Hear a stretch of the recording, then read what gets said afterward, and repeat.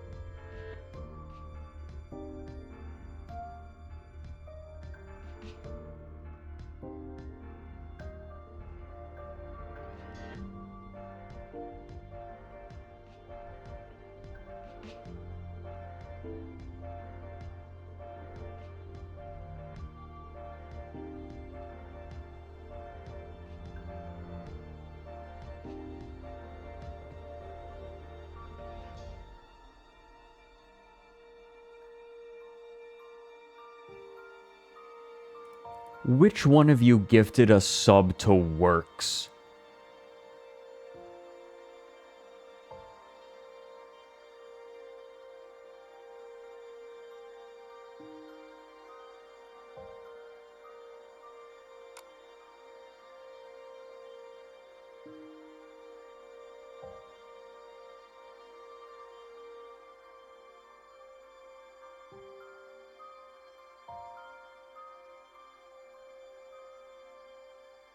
Works. I'm here to enforce the rules of Works. Turbo has the claim of this field. 850K is also in Works. They're here to enforce the legitimacy of Works and its bureaucracy. Alright? Every clan on the Warden faction falls in line with the bureaucracy of Works. Plain and simple. And if any clan falls out of fucking line, you are getting demoed. You are getting fucking pulled back. You're playing foot in your seat. Alright? I don't know how else to say this.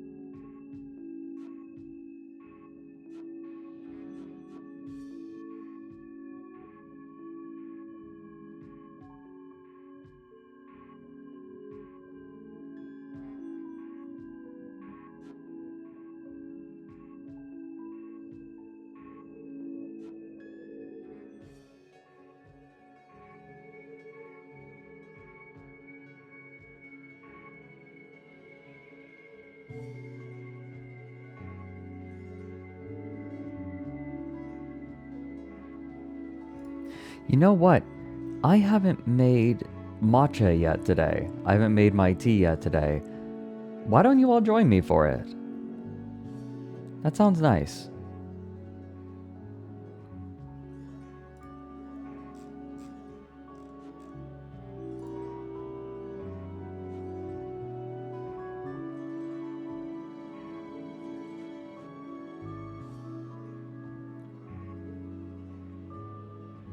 Okay, Dad. Yeah? Yeah?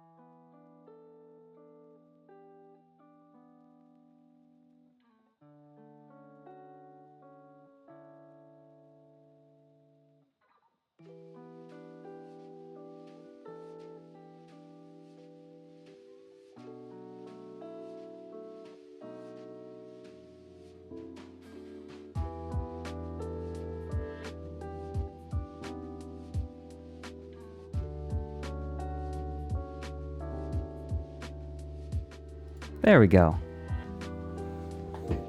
Very nice.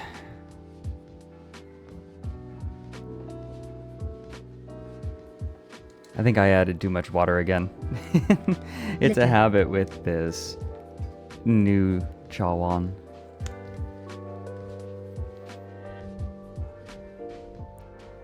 Oh, whoops. I have double music now.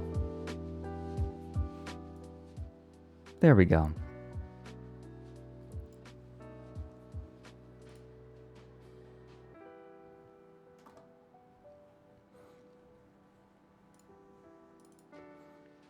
Favorite drama streamer? Yeah. You know, unironically, I've thought about taking a stream to talk about what the hell has been going on with the boogie. Because that has been one hell of a history at this point. New things have come out. I will not make a video on boogie. Like, I will not make it down the rabbit hole on boogie. But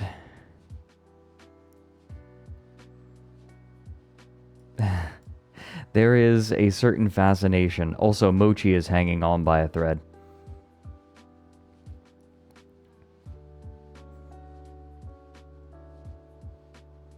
My hands look nice and well maintained. I trim my nails. I don't do much. Like, I don't really have much of a skincare routine. But, Hey.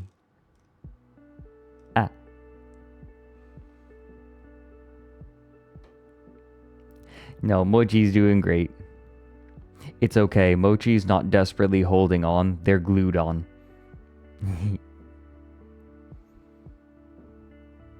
So no, this is effortless. I glue my Mochi to my model again.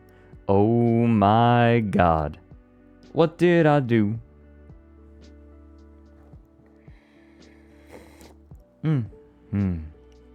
Matcha.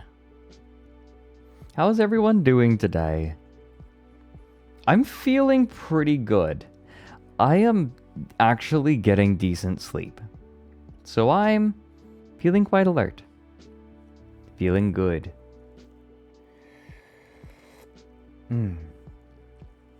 Well, if you're not doing amazing today, hopefully the stream can be a little comfy. A comfort. We'll give people a chance to file in so I can talk about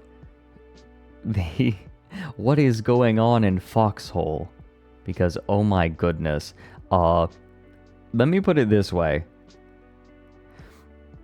I finished the script I finished the first draft of the script for the new Down the Rabbit Hole. Gonna edit it and then get that finished up today. But then I decided, you know, okay, I'm done with the script. You know, I got a lot of work done today. I'm gonna actually finally take a break and play some Foxhole. Right? The war has been going for a few days, and everyone's saying, oh my god, we're doing so terribly. The Wardens are doing terribly this war. And I look, and things are generally okay, despite us apparently struggling. And I'm like, what's going on? And then I look, oh, there's some drama happening. Oh, I see. Oh, that's why we're not doing so badly. Oh dear. You will not believe what is happening in Foxhole right now. It even involves a streamer. Like, a streamer is a relatively large part of this. No, today we are a T channel. Today we are 100% a T channel.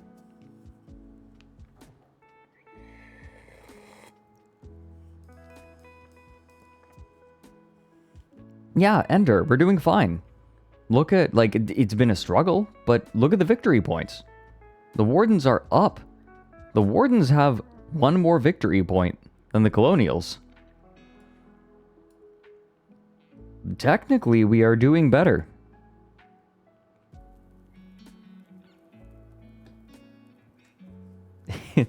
No, today is tea day. Who is saying that we're doing terribly? Oh my god, when I got on last night, to be clear, people were desperately trying to evacuate supplies on our front. They were like, oh my god, we have to retreat, we have to retreat, we have to fall back.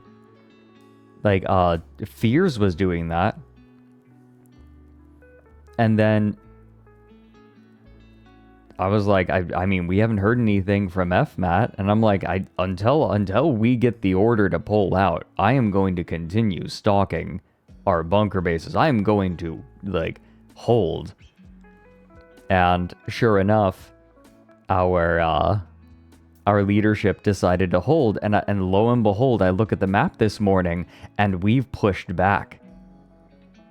So never say die. Never say die. We hold. And I think one of the reasons we are doing as well as we are is because of some very particular drama that is happening right now. Don't gift a sub to Waffle Stomper. Can I, like, rescind a gifted sub?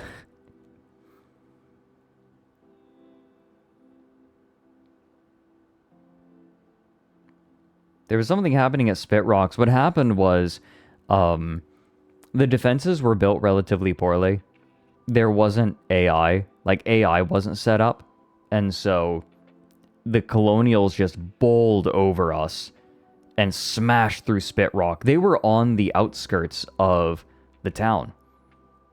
We were stalking the town hall in anticipation of getting absolutely crushed. Like, crunched in. But it just didn't happen. Foxhole is it's a top-down MMO shooter game that I play. Everyone is on one map. Everyone is fighting the same war.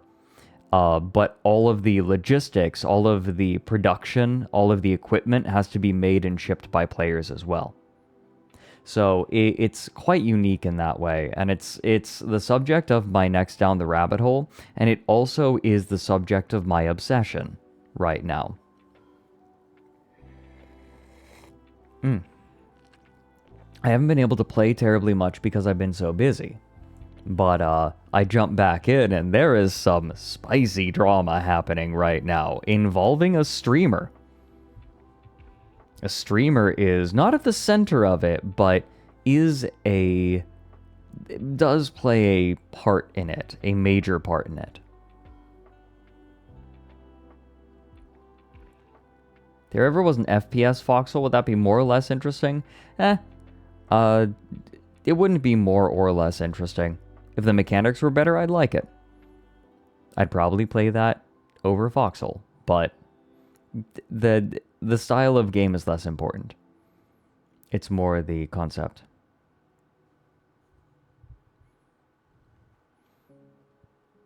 No, is it tea time? We'll give people a couple of minutes. Once we hit 30 minutes, right? 30 minutes for people to file in for the drama sounds good to me, right? No big combat regiments want to deal with the pop lock. Huh. So they're not building fortresses. Interesting. I know that when the attack was moving in, we had wet concrete. Like, the concrete had only cured for, I think, 2 hours, I was told? Or had 2 hours left. Point is, the defenses were like butter. Oh, no. We're gonna start 30, like, once the stream timer hits 30 minutes.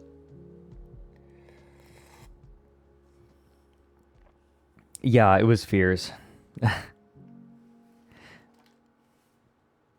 Fears was struggling. They apparently didn't build AI, or, like, didn't get it prepared.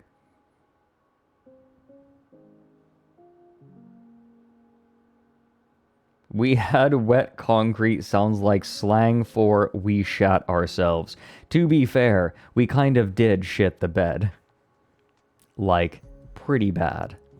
But we survived apparently. We stalked bunker bases and we pushed back out. We had push guns. Oh, this isn't the kind of Foxhole drama. I thought it was Jmiked 3.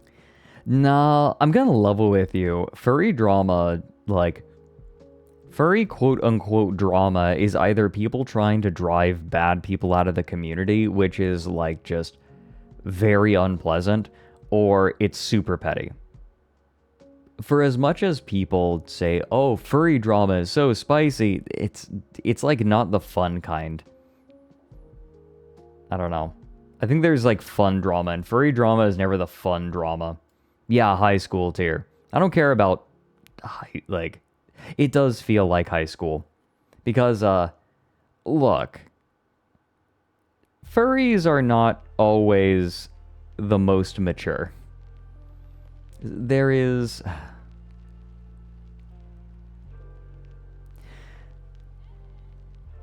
They struggle with maturity sometimes.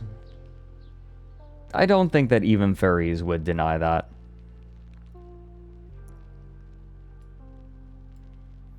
Yes, so in Foxhole you can build automated defenses, both to defend when you are not there, when you're not available, but also as a force multiplier for defenses.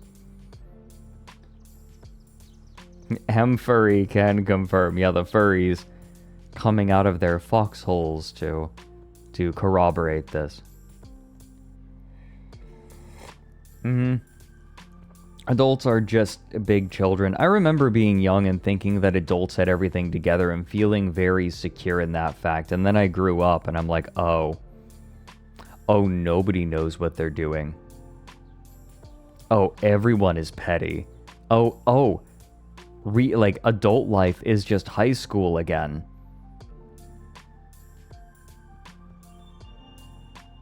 A furry would never pull out of Foxhole.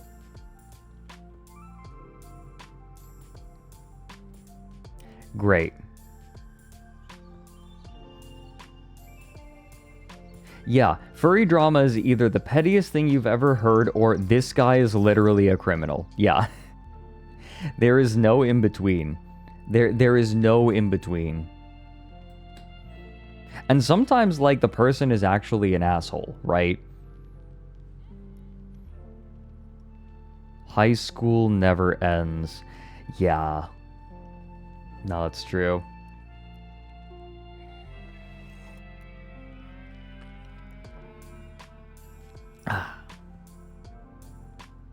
Hey guys. Would you all mind if I started talking about some of the drama that's happening in Foxhole? I have visual aids. Because, oh baby.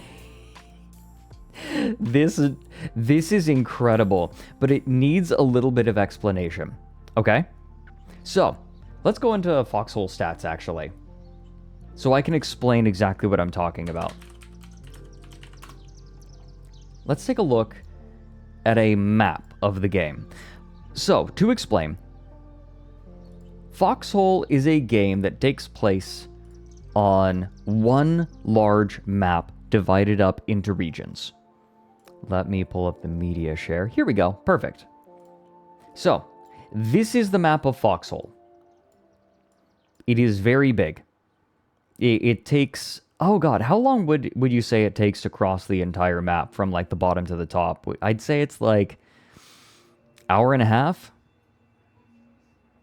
Hour and a half? 2 hours? It's big. Big game. 20 minutes. No, it is a big game. What the fuck is Deadlands doing? Yeah, hold on, let me look. Deadlands? Let me see. Wait, where is Deadlands? This basin. Isn't Deadlands like midline? Usually? Wait, where is it? What is wrong with me? Oh, in the center. Duh. Dead center. What is happening? It looks like what is happening with Deadlands usually. Anyway, oh my god, is Endless Shore? No, Endless Shore is just a stalemate, as it always is. So it is a World War I themed game. Wars are individual, wars will take, nowadays, about a month to finish, or more. So wars, and then once a war is finished, the map is wiped, and then a new war will start. Yeah, it's interwar period, so it kind of starts in between World War I and World War II. Wait, we took Saltbrook? Oh, shit. Okay. So the stalemate begins again. Now,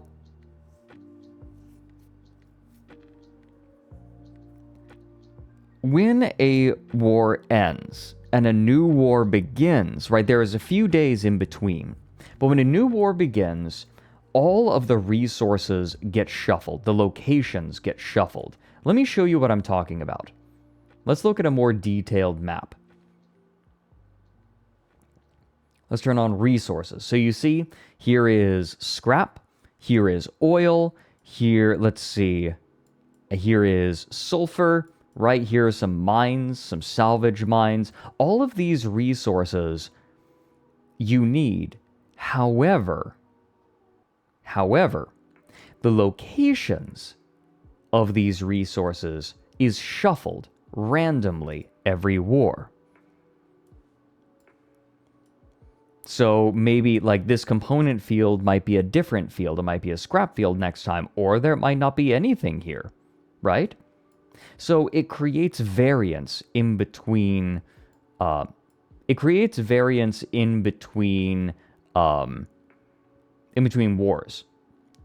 However, these resources are like there's a limited supply of these fields, and usually they are in high demand, especially fields that are within proximity to other certain fields. And with scarcity comes disagreement. Now, let's see, where is it? One of the, oh, welcome in, Jordan. Thanks for the raid.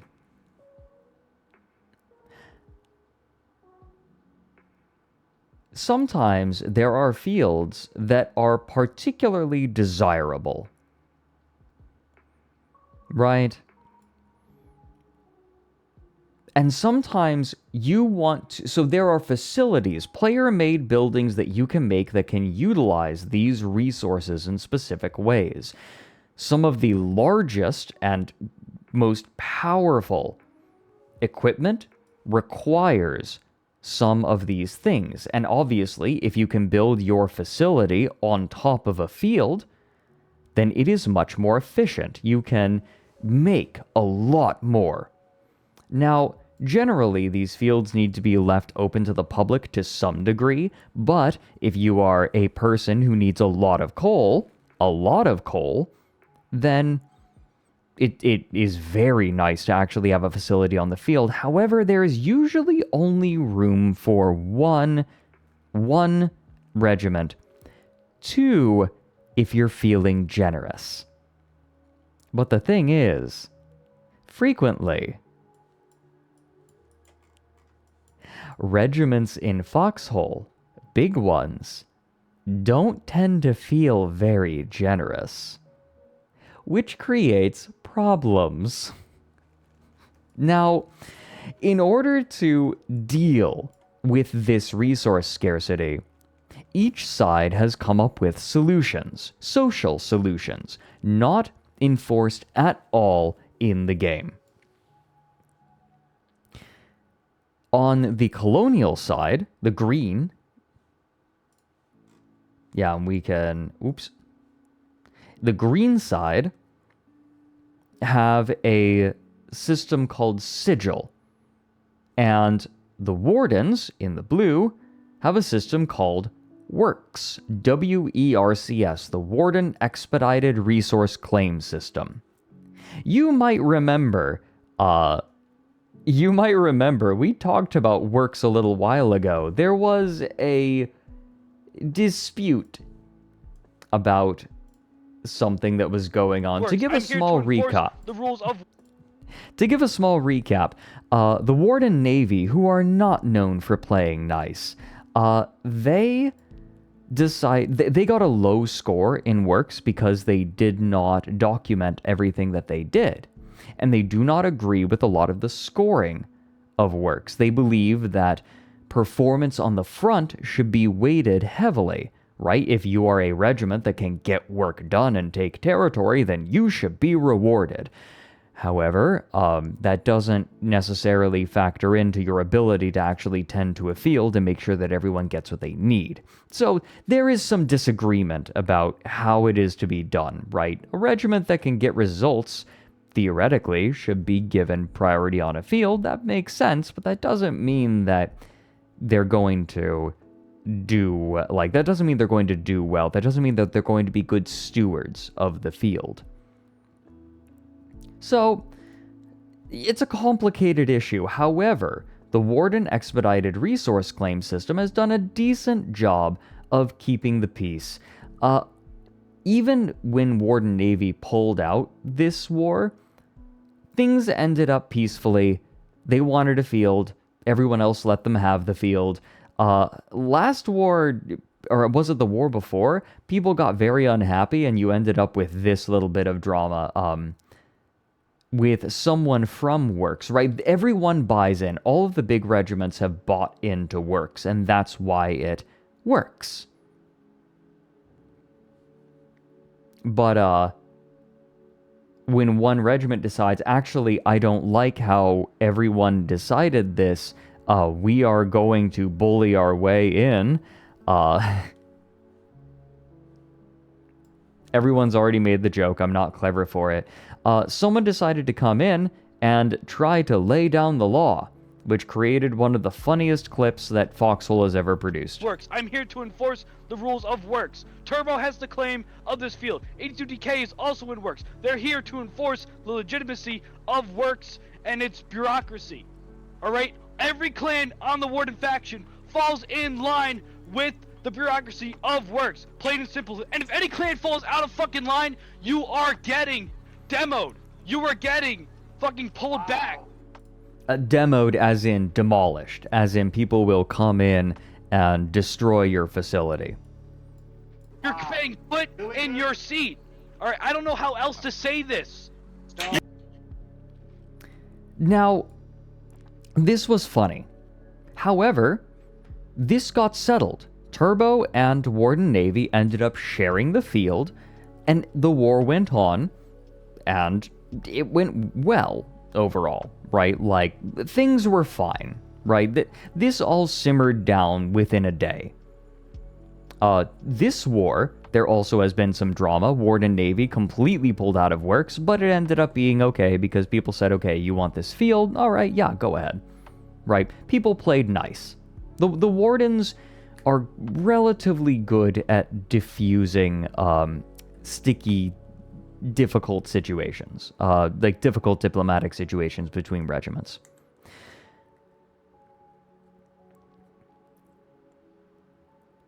Now, we've talked a lot about the Warden systems for claiming resources, but we haven't talked very much about the Colonials. You see, if you had only listened to my streams, you might believe that the Wardens are the only people who have diplomatic issues like this, because that's who we've talked about. But the Colonials are notorious for having entire civil wars over resource fields. And, oh boy, there is a situation this war that has exploded. I was not present for the first couple of days of the war, and last night, I finished the first draft of the script, and I say, I'm going to play some Foxhole, and I decided to take a peek at the subreddit, and I'm like, what is happening? This is insane. So, before I can really explain what is happening with the Colonials, I feel like I have to explain the Colonials' system for claiming resource fields. Given the fact that it frequently results in civil wars, I think it's reasonable to say that it is less robust than the Warden's system. It is not really a system so much as it is a Discord where people can say, I want this field, and other people can say, yeah, alright, we'll find another one. In that case, it is called Sigil. It is a Discord server, and it has absolutely no authority. No one gives Sigil authority. It is a place for people to have comfortable chats with one another. Now, this war... Now, to be clear, Foxhole is a game that is played by people all over the world. And that means that you get lots of people speaking different languages. So, language barriers very quickly can become a problem. And that's where we get to this war's drama.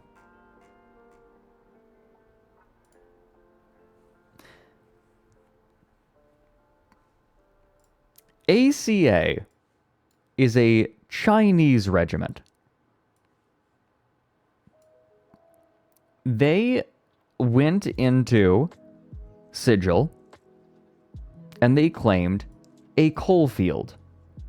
I believe, where is the coal field? It is, let me see. Is it Ashfields?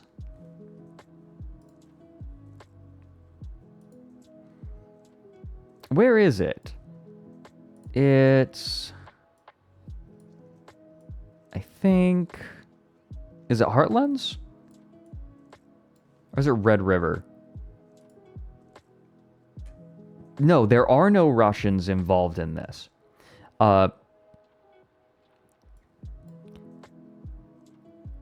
They wanted a coal field. It's in Red River. Okay. Now, ACA, this Chinese regiment, are not known for playing nice. This is Red River. We are looking at Red River. And it is, let me take a look. It is, yeah, this coal field right here. Down here, right in the corner. It's right next to a bunch of scrap. It's right next to an oil field. This is a lovely, lovely coal field. Anyone looking to build a big fat facility would kill to have a coal field like this. Beautiful. Beautiful. Or is it Holden? Wait. I'm not seeing it.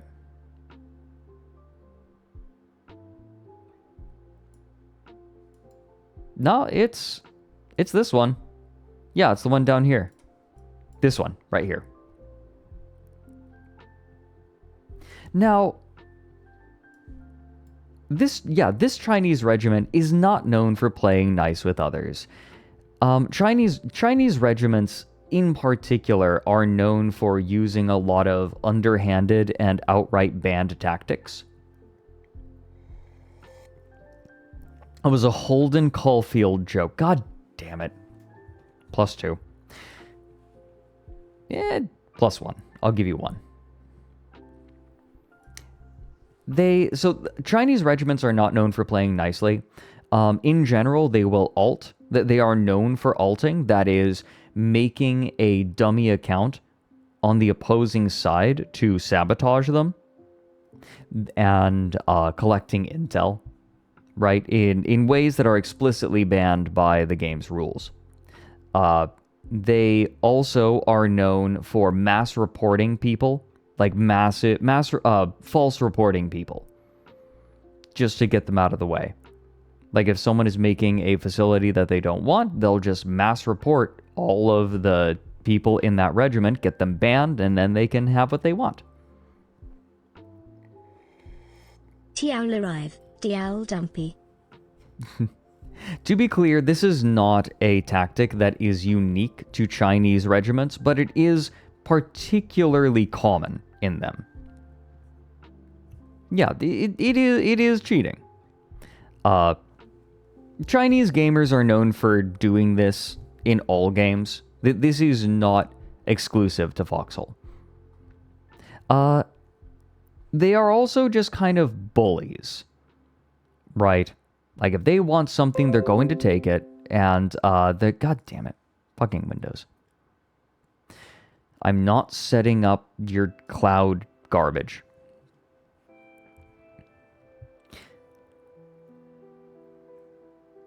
Now,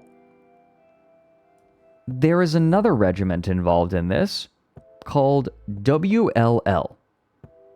They are, in general, a public logistics regiment. And one of the things that makes them so popular is they have one of the biggest Foxhole streamers as one of their members. Cronus. Let me see.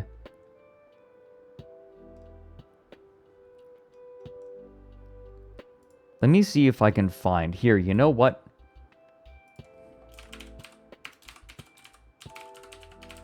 This should do it.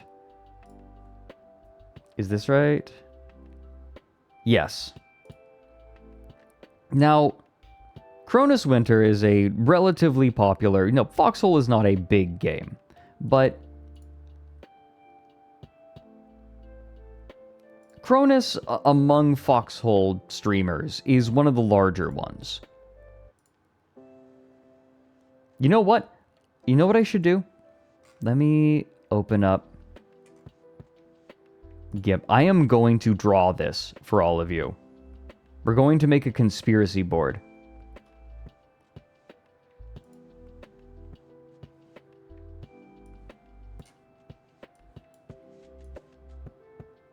Oh, he is the commander of the regiment. I wasn't sure if he was in charge. I just knew he was a member.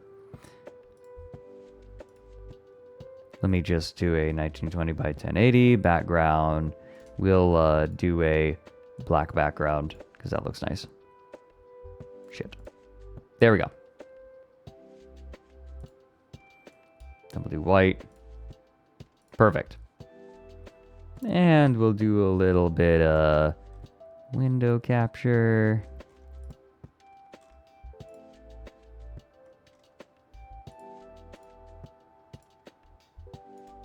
Here.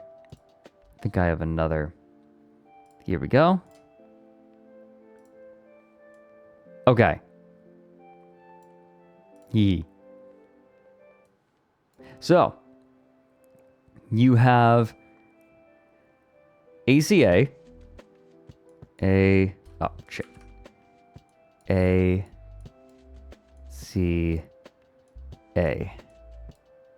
Who are a Chinese regiment.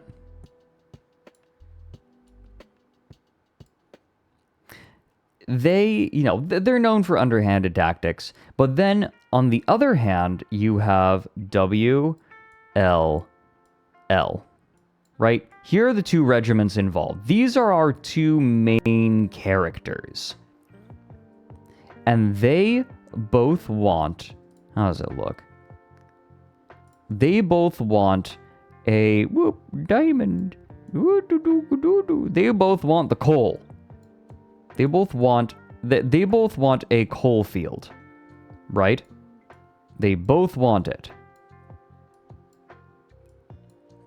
Now, one of the things that makes this difficult is that the coal field is kind of tight, right? Like here is a big cliff. Here's a big cliff. Then the road runs right next to it. Woo! Here comes the road. And then here's the coal. Here's the coal. You have the road that comes alongside, and there's a little bit of space on the other side of the road, but like not a lot because there is a like river. You know what? We'll make that blue. Blue. Is your river. Not a lot of space. Even after the updates, facilities, especially coal facilities, tend to be pretty sprawling. So if you want your own facility, you're gonna have to take up a lot of space. So not a lot of space, it's cramped. So this doesn't work terribly well for sharing. ACA decides they want the field, so they go into the colonial sigil. What does that look like again? They go into sigil, which let me see. They go to sigil, and it's kind of, let me look at the logo. The logo is like, it's got a little diamond here. That's a diamond now. And it's got like wings. I know it looks like horns, bear with me. And then they've got like a sword. Boop, boop. And boop, boop. Right? They go to the colonial sigil and they say, this is ours. We want this coal field. However, WLL says, and I mean without, let me see if I can find the clip. Cronus comes to them and blatantly says, we don't respect the colonial sigil. We're taking this field. So WLL says, so this is ACA's claim, right? Like, we let everyone know we wanted this field and we got here first, right? Like, not only did they let everyone know they wanted it, they got there first. To be clear, this is not their first coal field. This is their third coal field. ACA, just because maybe they have the stronger claim to the field, it doesn't mean that they're being fair about this, right? They're saying, nah. All of these are ours. All of them. We want all of it. And they are not very good at sharing. So they do not have a great reputation. 3 fields is a lot. 1 coal field is enough to occupy some of the largest regiments. 3 is gratuitous. You can't use 3 fields. Not realistically. There is no way. Now, WLL comes in, so we know we'll put a little times 3. They have 3 coal fields. WLL comes in and says, nah.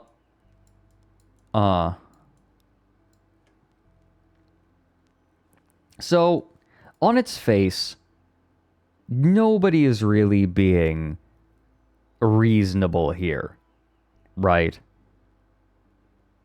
ACA wants a 3rd coal field, and WLL is just not willing to have any of it. They come in and they start demoing ACA, right? They start demolishing ACA's buildings. In response, in fact, let me go find the clip.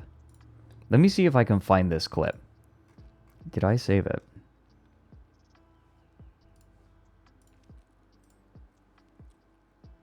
Let me see.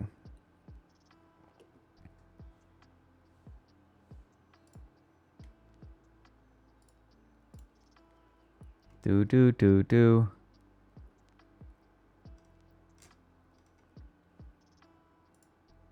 Let's see.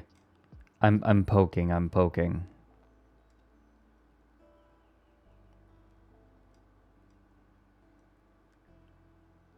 Let's see, is this what I'm looking for?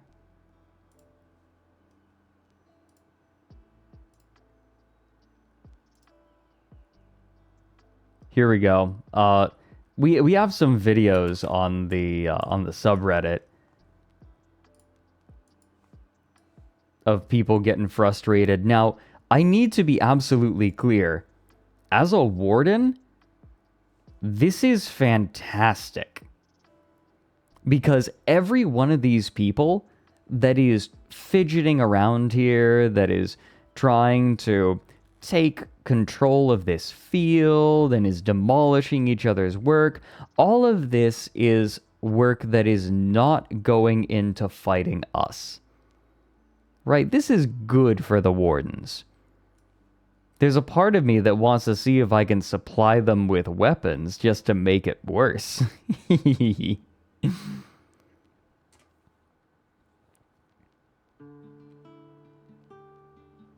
Like, can I inflame this a little bit? Because this is amazing. This is great for us. We have had a very difficult war start, all in all. But because of all of this infighting, we've been actually taking territory. Based on our performance, we should not be doing as well as we should. From what I've been hearing. But, now, to be clear, anyone, like, the war is still going on. The Colonials are still fighting. It's not like this has ground the war to a halt. This is two large regiments kind of slap fighting each other. Everyone who is just producing normal munitions is doing fine, right?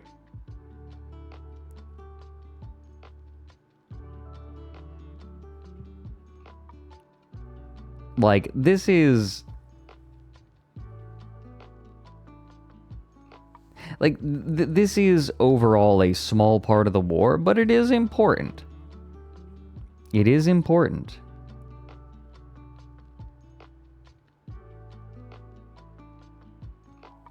Now, this is funny. As Sun Tzu always said, do them dirty in front of they dad. Yes. But yeah, ACA is very obnoxious to have to deal with. So when WLL showed up and said, actually, we want the field, ACA started mass reporting members of WLL. This, and by the way, this is not just an allegation. This happened live on stream. Let me see if I can find the clip. Is this... No. There is... Let me see if I can find this. Oh, heh. There is a video clip of Cronus, right? Like, who is a streamer. Cronus, as a streamer, has been doing quite well with all of this. Like, he's been getting a bunch of subs, a bunch of views that he hasn't been. And so, on top of, you know, this being a frustrating situation for the Colonials in general, it also, like, this is frustrating specifically for him, but there's kind of a twisted incentive here, right? Because Cronus Winter, the head of WLL, has been getting way more viewers, way more subs, way more follows, way more bits than he has. I don't know, like, I don't know when he's gotten this many views or subs, which means he's not exactly incentivized to conclude the drama, because the longer the drama goes, the better his Twitch channel does. So, I don't know what's going on in his head right now, but he is certainly incentivized to keep this drama going. I am not alleging anything about Cronus. However, I do believe that this is something that he has thought about. Anyone would think about this perfectly normally. So there's a weird incentive structure going on. I am not even speculating. I'm saying that it's, like, anyone, any normal person would say, well, I'm getting a lot of viewers, right? Like, it would factor in. If you were to, now, has he decided to disregard it? I think that most normal people would disregard that and say, the integrity of my stream, like, were I in his position, even if I were getting a ton of views, the integrity of my stream and, like, my responsibility to all of the people beneath me would trump that, right? That is my initial reaction. But I don't know how Cronus is reacting. And with Cronus being in a leadership position, he is not incentivized to end the drama. And guess what? 3 days after war start, the drama is not even close to ending. See, someone from WLL came in and said, so someone from WLL comes over and says, here, we can come up with an agreement. We can share the field. Smiley face. Right? We can share the field. And ACA, or I think it was it ACA, like, but they discussed with one another, right? Like, they discussed with one another, one way or another. Whoever went to the other, whatever. They said, hey, we can share the field. Right? Like, look, this doesn't have to be an extreme problem, right? Like maybe like we can share resources, we can share the field, it's fine. We'll just keep close communication. There are people who speak English on both sides. There is a diplomatic solution to this. And ACA said, all right, yeah, that's fine.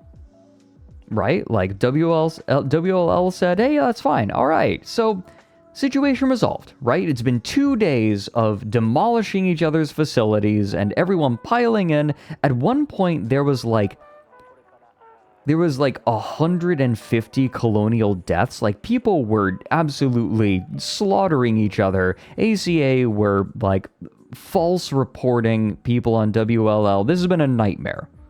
And then they were like, okay, we can share. But then, a few hours later, WLL leadership comes in and says, actually, the person you spoke to does not have any authority within WLL. And we don't agree to these terms. And then they start shitting all over the agreement. And they start demolishing the buildings again. It begins again.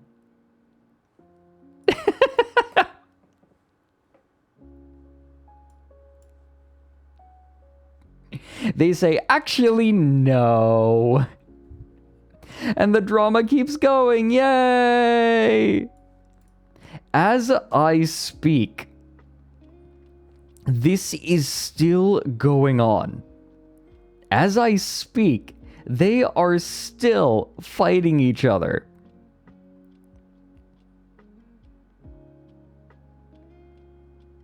This is not even close to done. 3 days of doing everything except playing the game.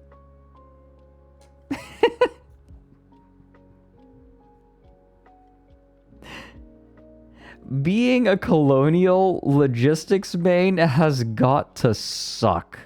I cannot imagine. Cronus has been banned from the game at least 7 times now. Jesus Christ. Yeah, this happens live, right? Like, he's streaming. He streams. He's not streaming now. But he streams, and then he, like, has gotten banned. Like, while he's live.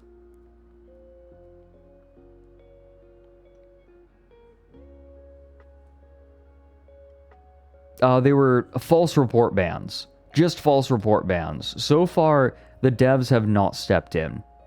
At all, to my knowledge. Also, hi Slush. Hi Slush. How are you doing? Hi Slugs. And look, they come in and build, and then everyone like wanders around with each other, and oh, we're actually getting coal. Yay! And and there's still people around. It's like, all right, guess we're just gonna build.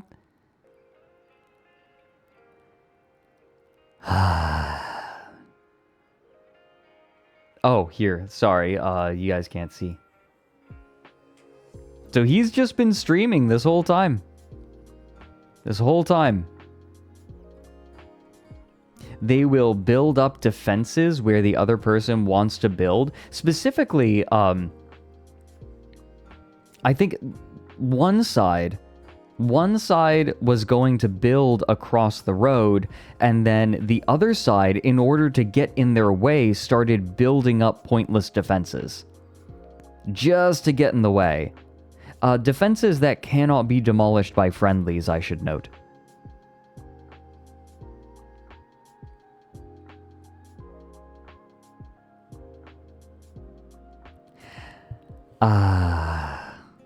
It's beautiful.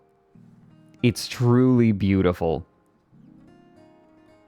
Yeah, they are beefing. Yeah, it is toxic. They are beefing.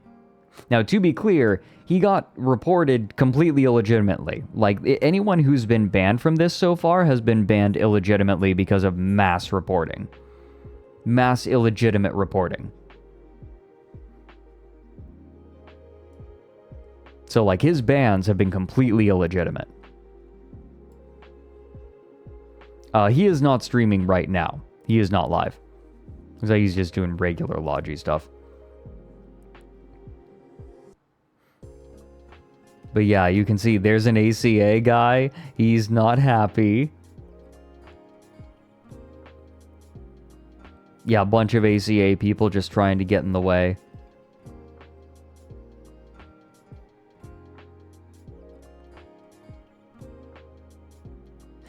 The bans around this, I should note. Anyone banned during all of this, it's been illegitimate. And unless there's like been some specific other thing. No one's been banned related to this yet. Legitimately.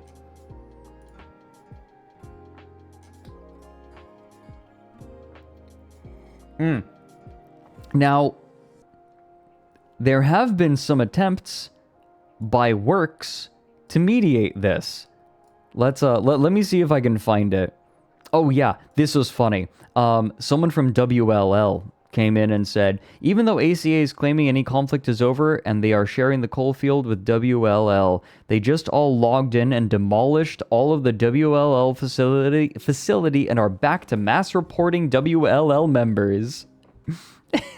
So multiple times at this point, they say, all right, it's fine, and then they just go and demolish each other's stuff again. This has happened multiple times at this point.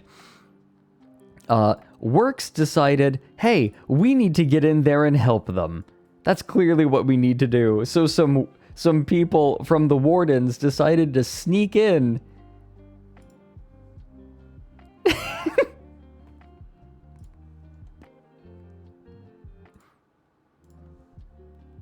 Look at, these are Wardens. They snuck into the Colonial backline.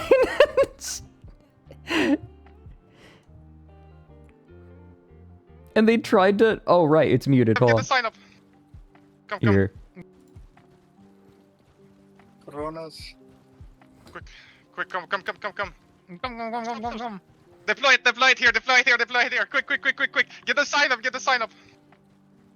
Quickly. Quick. Protect them with your life. They wanted to put up a sign Get it up. that said they are here to enforce the rules of work. Body block us. I'm already body blocking you. Oh shit, quick. We are here to enforce the rule of works. Enforce the rule of works. Shit. Cookie. They're there to enforce the rules of works. And then they got run over.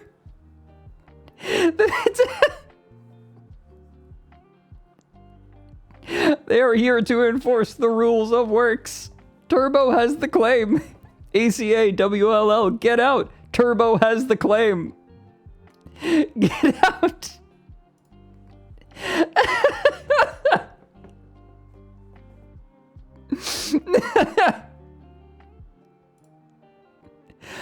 Oh, God. This has made some really good memes. Like this.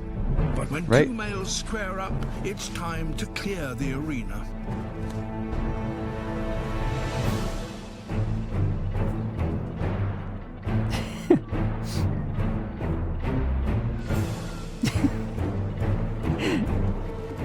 Let's just watch. Let's just watch them fight over the coal. Let's just watch.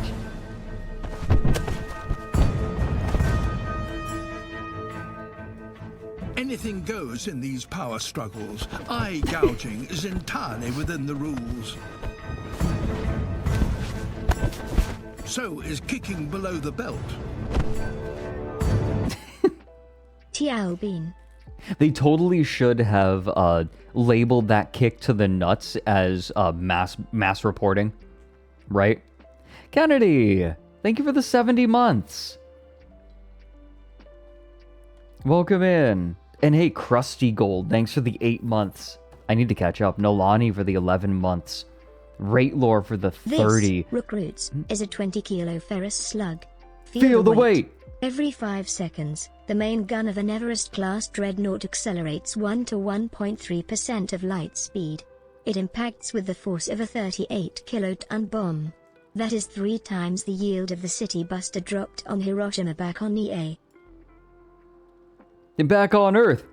It's, yeah, that means Sir Isaac Newton is the deadliest son of a bitch in space. Now, Serviceman Burnside. Serviceman Burnside, what is Newton's first law? Sir, an object in motion tends to stay in motion. Sir, no points for partial answers. Oh, I love that bit. Oh, what a great little side bit from Mass Effect. But thank you for the 30 months Zumba Fitness. We do not eyeball it. You are not a cowboy shooting from the hip. Thank you very much for the 30 months. Rate Lore for the 30 months as well. Lunar Oatmeal, thank you for gifting out a sub. Kippy for the 50 bits. Indy for the 50 bits. Hikari with the 300 bits. Dummy Dexterous for the 28 months. Shoosh for gifting out a sub. Captus for gifting a sub to Works. Screw you. Monster Mama, thank you for the 2 months. And Morn Avery Winters for the 2 years. Thank you. Thank you very much. I am glad that I get to share this very niche hobby drama with all of you. Is right. Moments before disaster. We are always aligned to our agreement to share. Veli can eat my shorts. You guys broke the rule and resigned your officer. And then WLL, I was not part of any agreement. Sigil is not a place I use. The person you made an agreement with is not a WLL officer. So it's just ACA lies.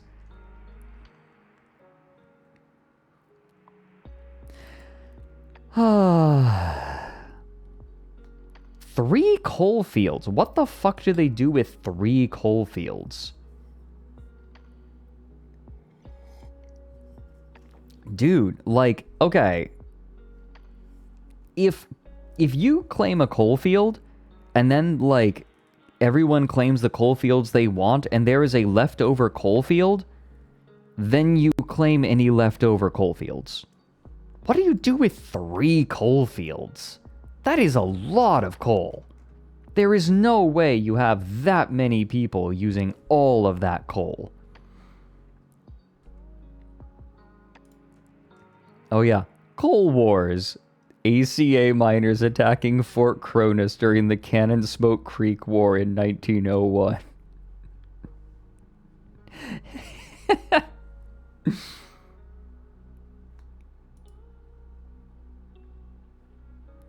This is just TF2 lore. It kind of is. Warden Weekend. Deny the barbarian our land.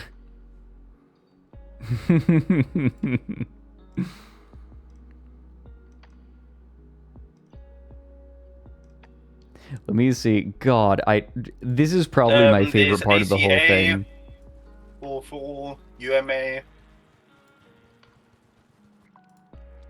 No, like, this has been a mess.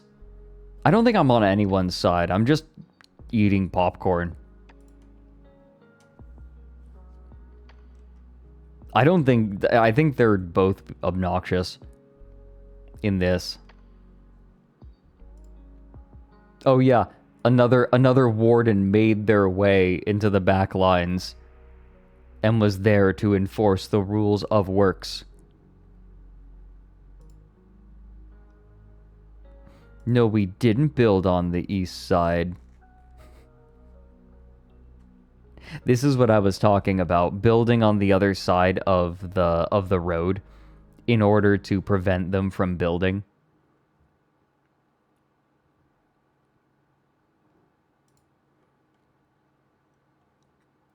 Wait, what's this? Oh, yeah.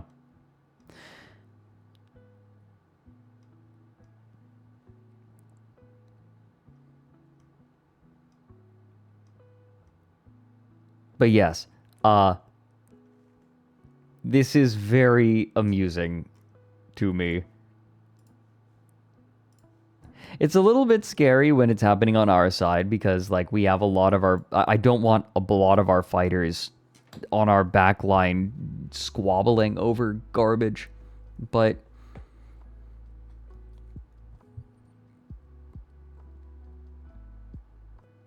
It helps when it's low stakes. Yeah, it's low stakes, right? This is a video game.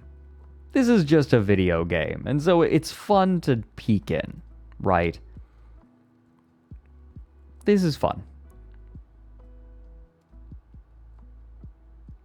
It seems to require an even higher than usual amount of backstory to be parsable.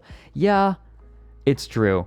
The short version, for those of you who are a bit lost after all this... 2 regiments want a valuable resource field, and they can't agree, and they have been fighting for 3 days. 3 days. There's a T3C officer who hates FMAT. Hates FMAT? Who hates FMAT? How could you hate FMAT? Literally, our entire deal is we make stuff for everyone. For everyone else, and use none of it. How can you be mad at FMAT? Literally, what is there to be mad about?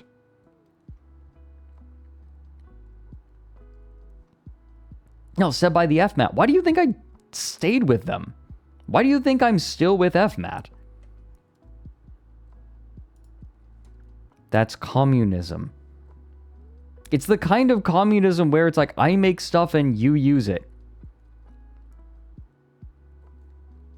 They hate sharing. Yeah, apparently. Oh yeah, Sir Crow. You know what? Sure. Sir Crow, gimme. Sibby. Bloody spy. You guys do gay little dances that pisses them off. Yeah, go ahead and post links. Can we give Sir Crow permission to post links?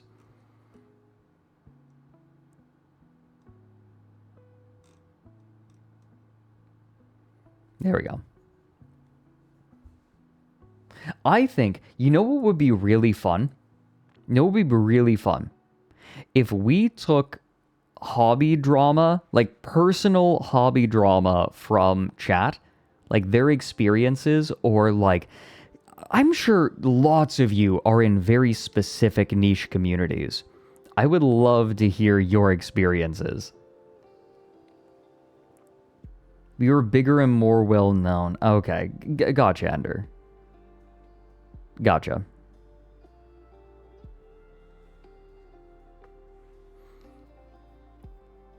We're weapon merchants selling to all sides. What? No, we're not. There are no weapon merchants in Foxhole.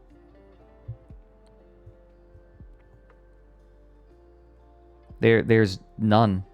Like, we make for our faction.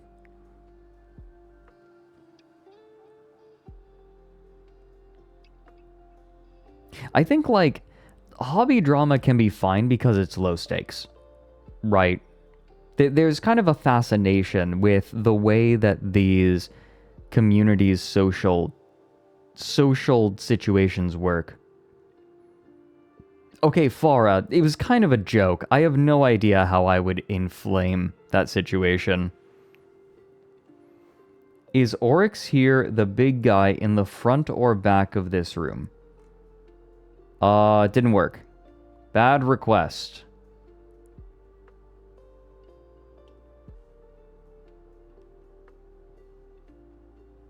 Oh, I think I need to copy. Hold on. I think I have to copy paste the whole thing. Here we go. Here we go.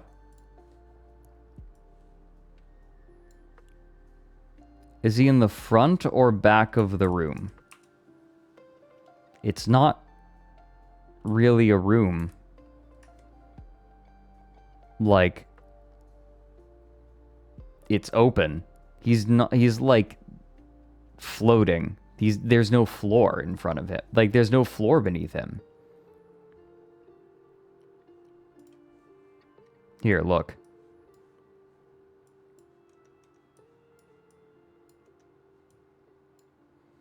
He's like kind of in the middle, I guess? Describing him as being in front or in back of the room doesn't really make sense. Oh, Psycho Akamachi, thank you for the 22 months. Welcome in. He's like, this isn't a room. Like, I guess if you're thinking of like the perspective, if from your perspective you are at the front of the room and he's in the back, like here is the walkable area, right? He's on the far end of the arena. So I'd say, yeah, he's like, if you're talking about organizing a raid or something like conflict, yeah, he's like in the back, I guess. This video gives a better picture of the room. Okay, here, let me see this.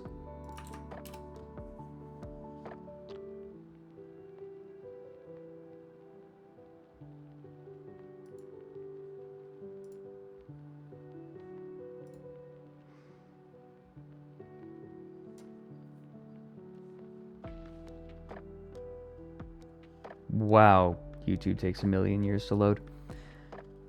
Okay, let me see this. So it's, oh my god, it's Destiny. Oh yeah, if this is Destiny, then it's going to be dumb and weird and spicy. I'm partially on ad clear, but... Alright, Brownie, go start What'd you say? Give you the honor, go start the encounter. Go run up to that orb. Oh, on the fire team leader. Is this... If I get eaten alive, I'm being I'm gonna be mad. No, you're not. I don't think you're gonna die. I can assure you. Yeah, bro? Unless something Okay. changes. Oh, ah! That's scary. I'm mad. Okay, so how does this encounter work again? I mean, like, I'd say it's the back of the arena. Yeah. Like, in what world is it not? Like, if you consider that the space is a room, right? If you are just calling the space a room, especially in gameplay terms, yeah, that's a room. And he would be in the back of the room. He's on the far side of the room. Be it front or back caused so many arguments in the entire community. It's 50-50. What? No. No, what? In what world is that the front of the room? Like, you enter in from this point, right? This is where you enter into the room. Colloquially, that's the front of the room. You go deeper into the room, into the corner, that's the back of the room. Ah, I see what you're saying, Were Ducky. It's kind of an auditorium shape. Yeah, if you look at it like an auditorium, like a stage, then yes. Then yes, that would be the front. I see what you're saying. Okay. So yeah, if you look at it like an auditorium, right? Like, and you are a member of the audience. Like, if you imagine yourself as the audience and he, like, the boss is the actor on the stage, right? That's scary. Like, yeah, sure, he's at the front, but in gaming nomenclature, right, this is a room. And rooms in games are not typically seen as stages.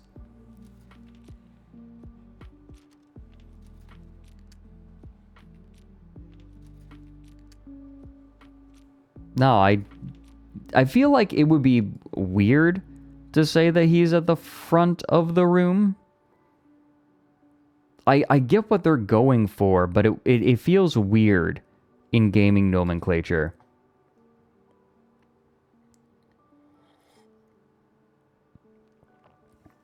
Like, I can see the perspective now, but I just, like, I don't know, it feels weird.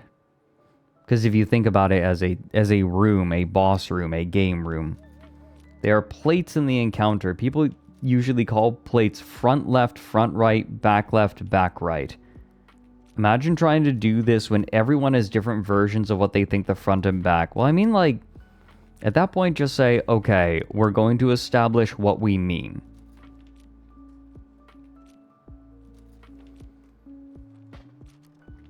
At that point, you gotta get over it. In Animal Crossing New Horizons, one person posted about how they were happy to have a certain hairstyle in game, Afro puffs, but called them space buns. Most likely due to, yeah, after Princess Leia, most likely due to lack of knowledge, was called racist and was accused of appropriating another race's hairstyle, as her character was Caucasian. That is the most Twitter discourse that I have ever heard in my life. Literally no person in real life cares about this. It is the sweatiest. Not a single person in that discussion, in that argument, has showered in the last 3 weeks.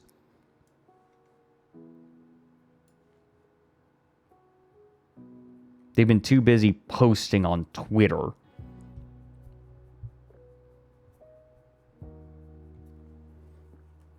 Everyone in that discussion stinks.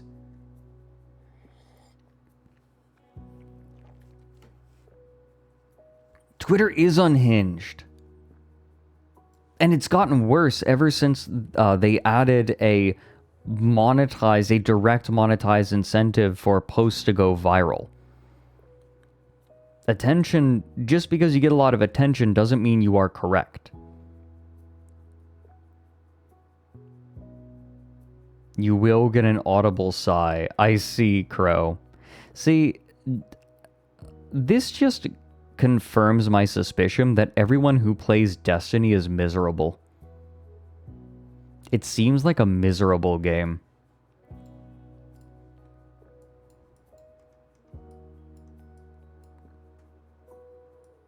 Who is having fun in Destiny?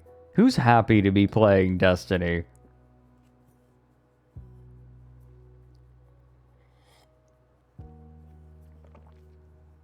Show me a Destiny player who loves the game and has a wonderful time with it, and I'll show you a jackalope.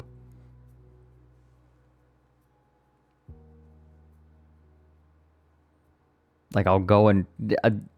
I won't have to go and find a jackalope because you won't be able to find a Destiny player who just enjoys the game. Biff would be a good guest. You think so? I don't think I've heard of them.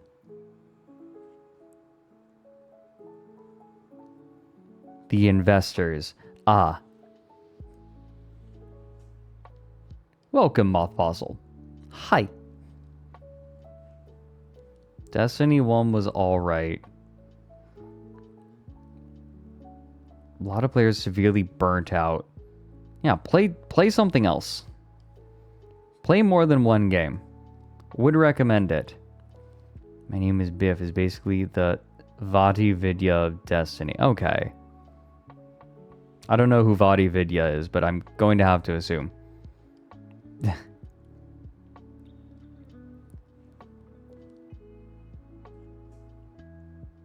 No one has shit on Tarkov players. Tarkov players seem like the most miserable breed, especially because cheating is so rampant. Cheating is insane. Cheating is getting more and more rampant in games. I feel like a lot of people feel like if they're not cheating, then they don't have a competitive chance.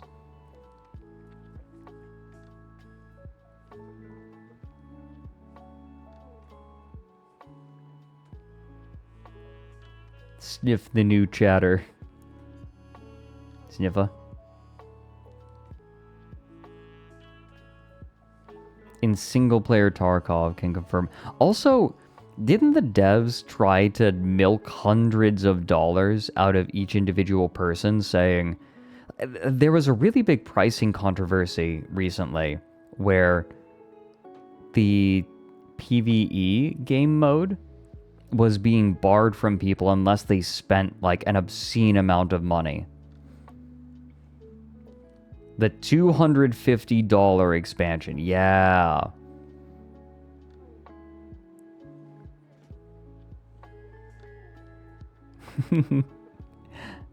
Ompuko angry at Destiny. Hey Ompuko, for crimes against coding. Caldero, I think I was shown that by Vex. I think I know which one you're talking about. Was that the knitting convention where the people in charge of it had no idea what they were doing? Yeah, Ender, you're correct. I mean, we can go overtime a little bit today.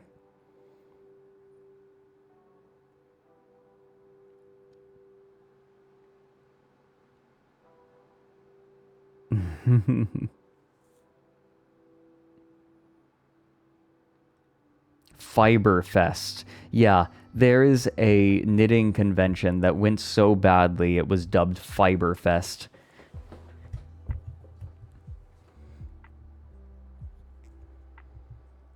I think it was Emma in the moment that I saw. Hey guys, you know what I need?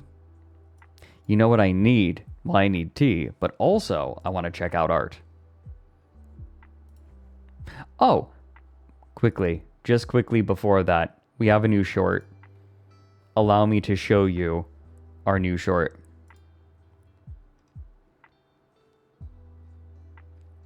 Please observe. How to build an owl theremin. Hi, I'm a deer wizard. Let's build an owl theremin. The first step is to choose an owl of appropriate size and majesty. Wait, am I of appropriate size and majesty? How to build an...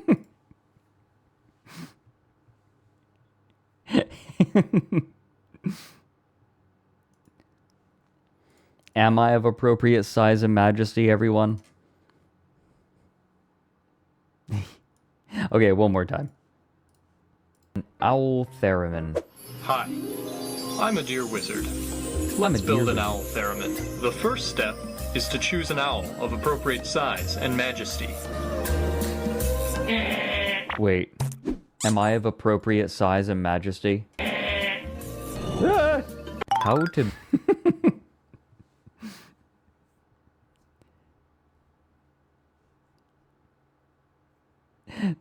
That video came from viewer submissions. I need to remember to post my shorts on Twitter. Also, we need to check out art. And I need to allow myself to speak a little slower. By the way, I'm putting my schedule together for next week. And I have made the executive decision that I'm going to be playing Dwarf Fortress 2 days next week. I want to play Dwarf Fortress. Check this out. I challenged furries to draw their fursona in that one pose that the Gatorade Velociraptor was in when he dunked. And so Mont Blanc decided to draw cat me in that pose as I am dunking. Draw your Sona bawling or draw Fred bawling. Hold on.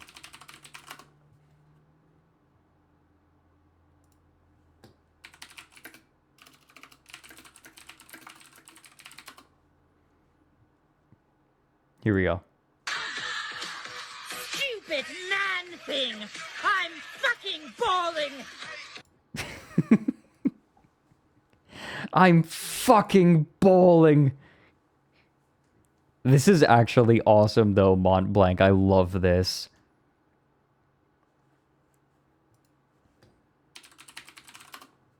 I am a fan.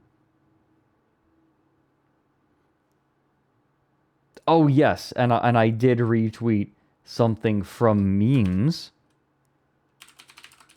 in the nude.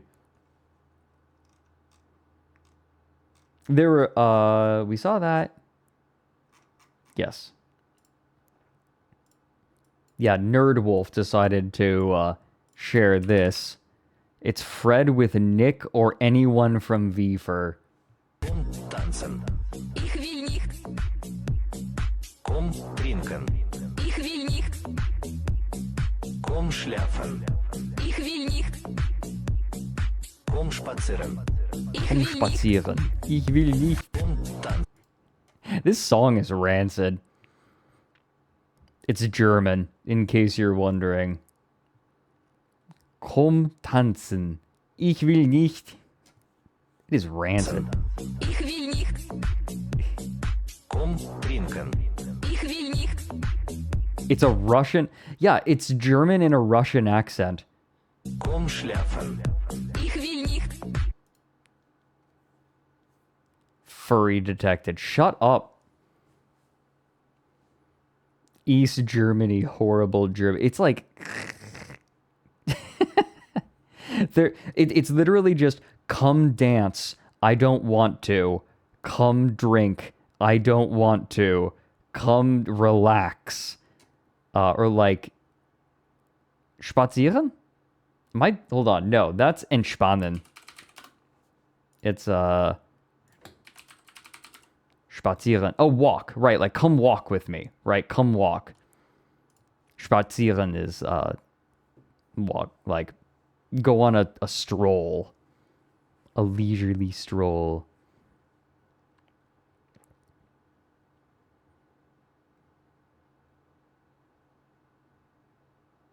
Anyways, fuck you. The anthem for getting sexually harassed at the club. Yeah.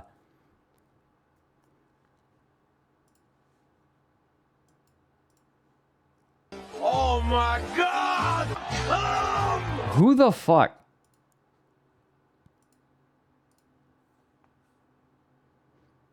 Oh my god, okay, this is awesome. We have some art from Olivine also doing the dunk challenge. This is awesome. Hell yeah. Olivine took the challenge and drew their Sona doing the dunk. Hell yeah.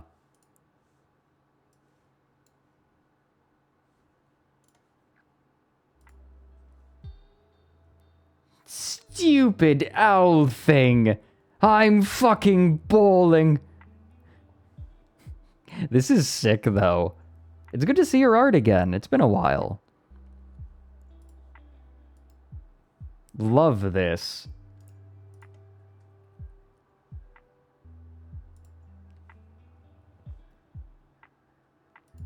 Hell yeah. Approved. I love the glass from the backboard shattering. Fantastic. And we also have Starry Feather's sketch page. Fuck yeah! Balling! Stupid owl thing. Hell yeah. Massive. Just mouth open. Love it. I don't know. I can't explain it. I love this style. I should see if Anti-Heat will do a render of hers. That would be amazing, because it is based on a raptor. It has raptor claws.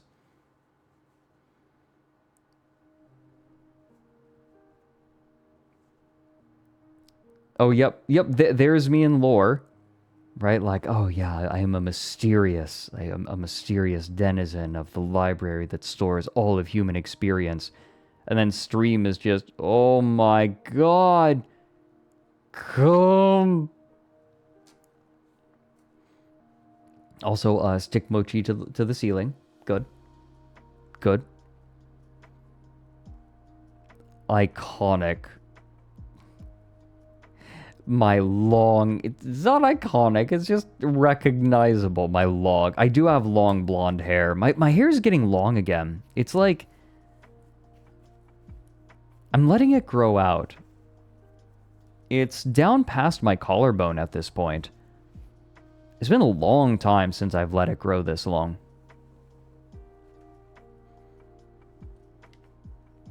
I'll have to trim it soonish to prevent split ends, but it's doing okay so far.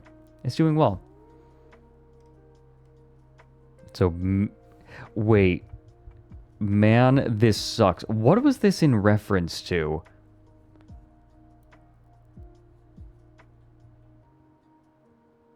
Oh, the Dark Ages! We were talking about the Dark Ages, right? Like, the Dark Ages weren't the worst, like...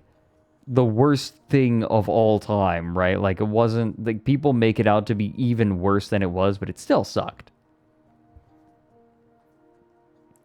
Also, Burb is melt. I hope you're saying cool, Starry.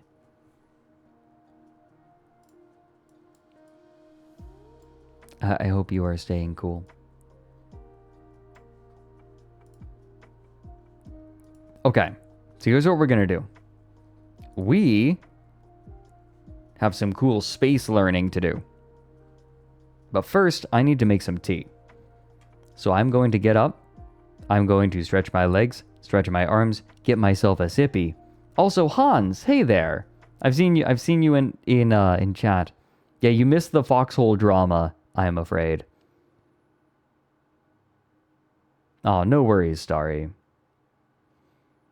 No, I did a brief summary of everything that's going on in the collies. We'll be right back, everyone. So I recommend you stand up, stretch your legs, stretch your arms, get yourself a sippy, and we'll be back here in just a few minutes.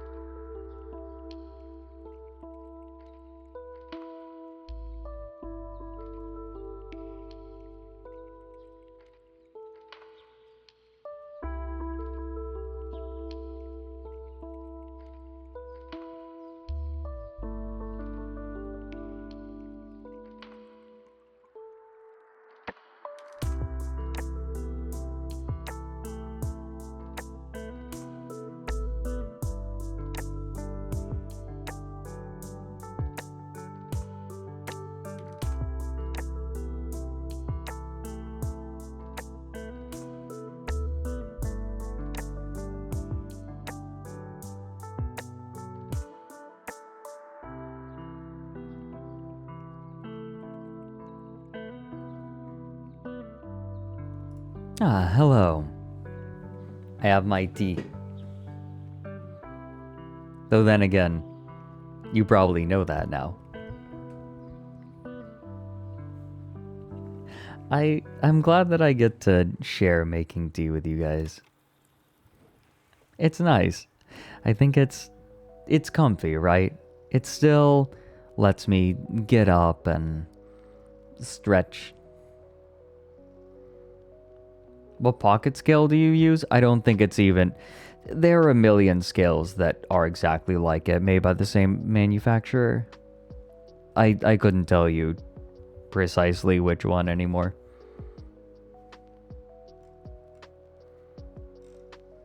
Well, hey. Are you all ready to get started with the main topic of today? Let me see.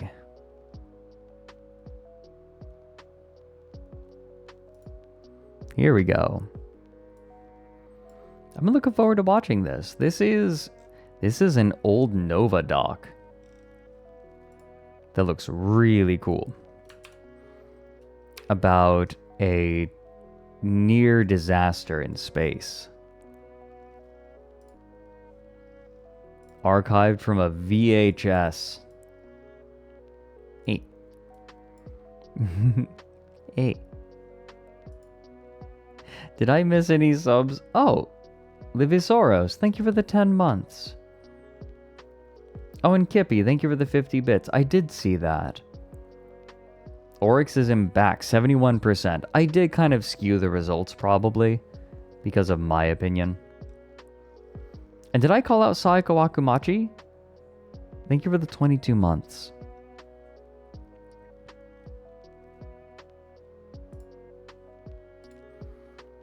Okay.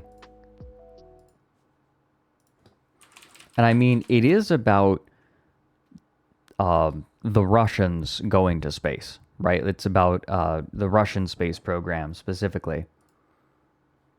But on the ISS.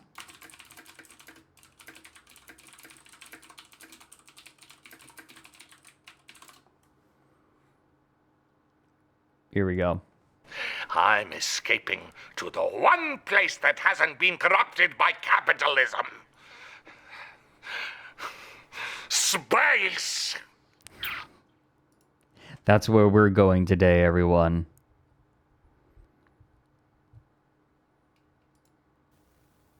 During the following program, look for Nova's web markers, which lead you to more information at our website.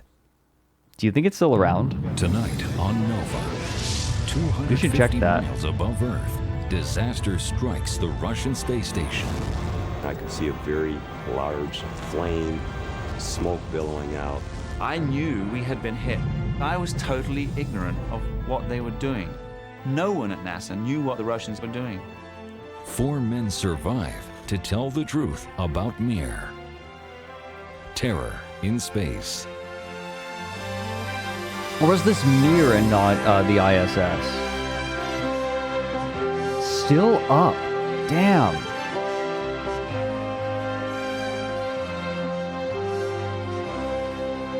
Mare Ignis on YouTube. No.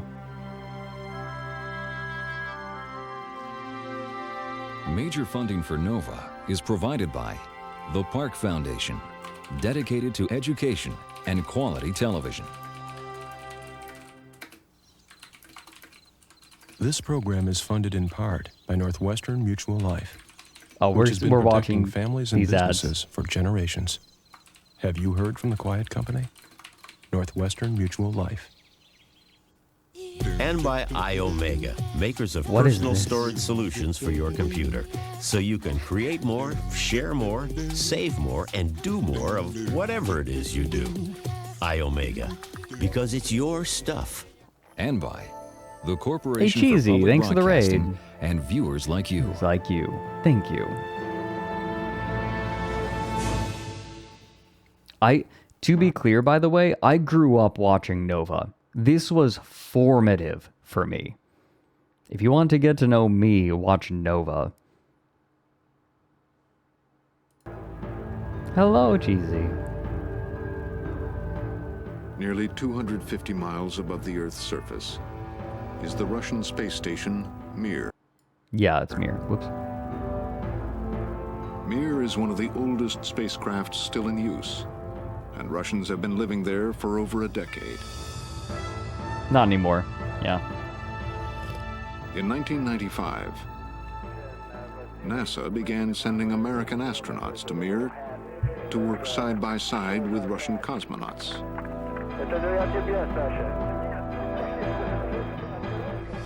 But on one recent mission, a series of disasters struck Mir, jeopardizing that collaboration and the lives of Americans and Russians on board.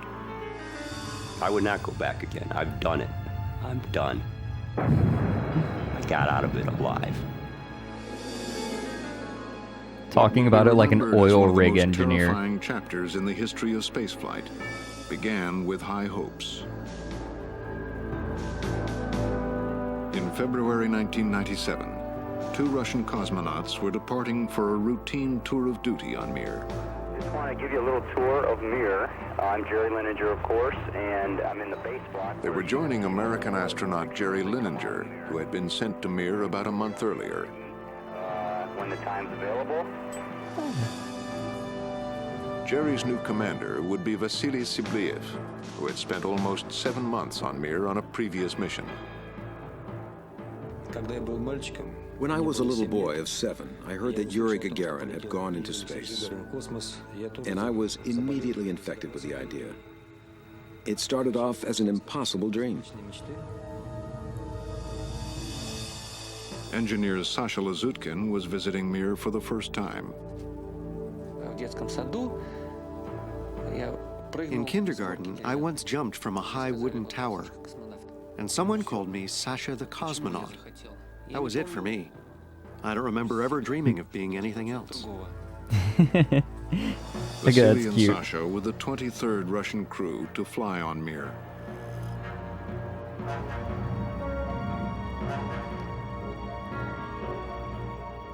For luck, Vasily had taken his daughter's pink plastic rabbit with him. Aww.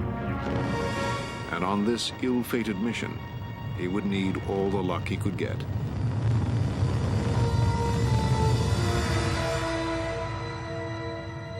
Traveling. Hold on.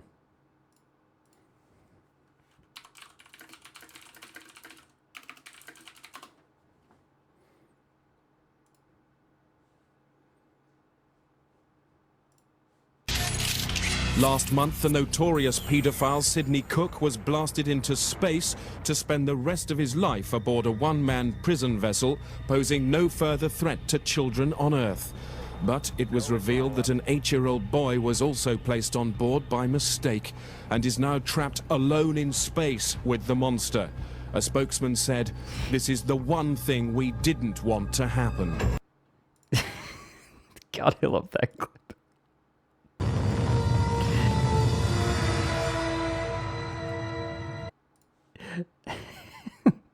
Traveling about 18,000 miles an hour This is the around one the Earth, thing we didn't it takes want 2 to days happen. to catch up to Mir.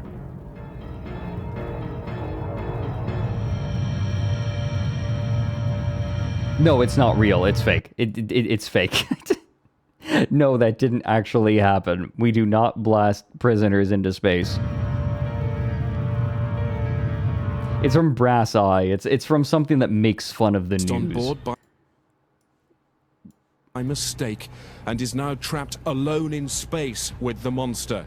A spokesman said, "This is the one thing we didn't want to happen." No, it makes fun of news. The one thing we did... I love that they purposefully fucked it up. Didn't.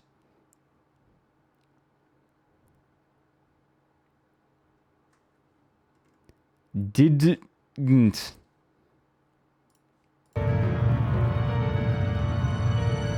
God, Brass Eye is so good. Replacing 2 other cosmonauts. Jerry Linenger still had another 3 months on Mir. Just a good feeling to know other people are coming on board. The same 2 faces, you start looking forward to some visitors. We opened the hatch. It was very joyous. We were very glad to The see sound each effects other. are funny.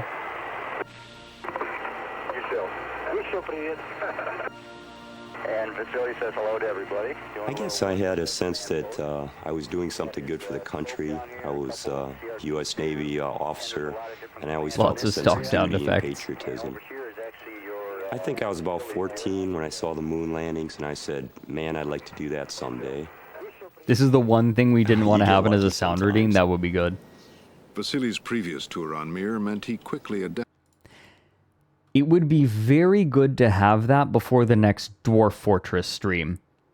Right? Because we're hitting the point in Dwarf Fortress where things are probably about to go very, very wrong.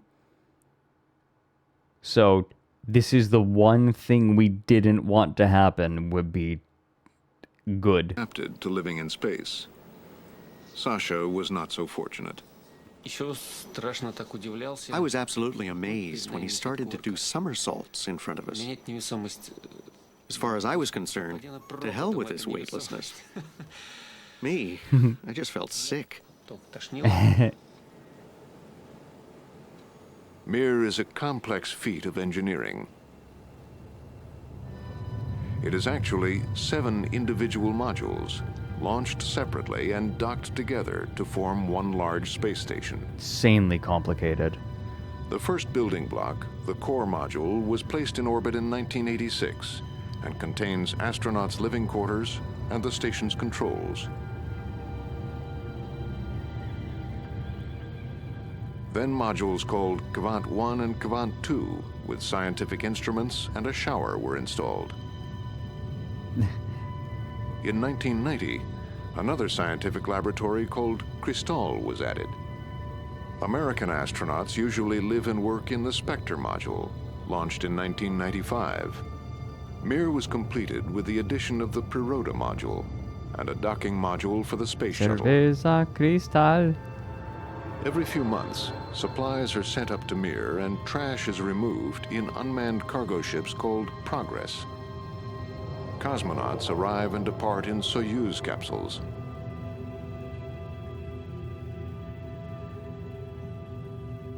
Mir weighs over 200,000 pounds and is the size of half a dozen school buses stuck together. Designed to last 5 years, it has far exceeded its life expectancy, though not without developing some quirks. The station has become like a living creature. It really does have a life of its own. Things switch on, switch off, dials register, and so on. It's like a living being. I think I would describe Mir as a spider. And it's got all these little legs sticking out in all different directions. It's sort of gangly looking thing. The joints don't all move properly, so it's splayed out in different directions. But out in space, it doesn't matter. You don't have to be aerodynamic or anything. You just kind of hang out in any shape you want to hang out in. Bless these guys. I love their descriptions. That is kind of... You know, yeah. I've heard people that inhabit things, right? Machines. They start to describe the things they inhabit as living things. It starts to feel that way with all of its little quirks, especially when it is tuned to you, and you are the only one who knows all of the little fixes that you've done. I know that people feel that way about their instruments. I definitely do. I'm amazed that we managed to build such a station. I think it's practically perfect. Of course, there's surprise and pride. For goodness sake, let's call it pride, that we can build such a complicated structure. That's fair. But pride does not pay the bills. After the Soviet Union crumbled, the Russian space agency fell on hard times. The space shuttle... That might be the softest softball that I have ever heard. After the collapse of the Soviet Union, the Russian space program fell on hard times. Yeah? Our budget is this stick of gum. They built as a taxi to Mir flew only once before being cancelled. To be fair, that's more of a problem with shuttles in general than it is the budget, right? Like, it would cost so much to fix up the shuttle to send it again. Like, shuttles were supposed to be a cost-saving measure. The idea that you could use and reuse rockets and different pieces of hardware. The problem is the stresses of space launch meant that a lot of parts had to be fixed and everything had to be inspected over and over and over again, and then things would still fail.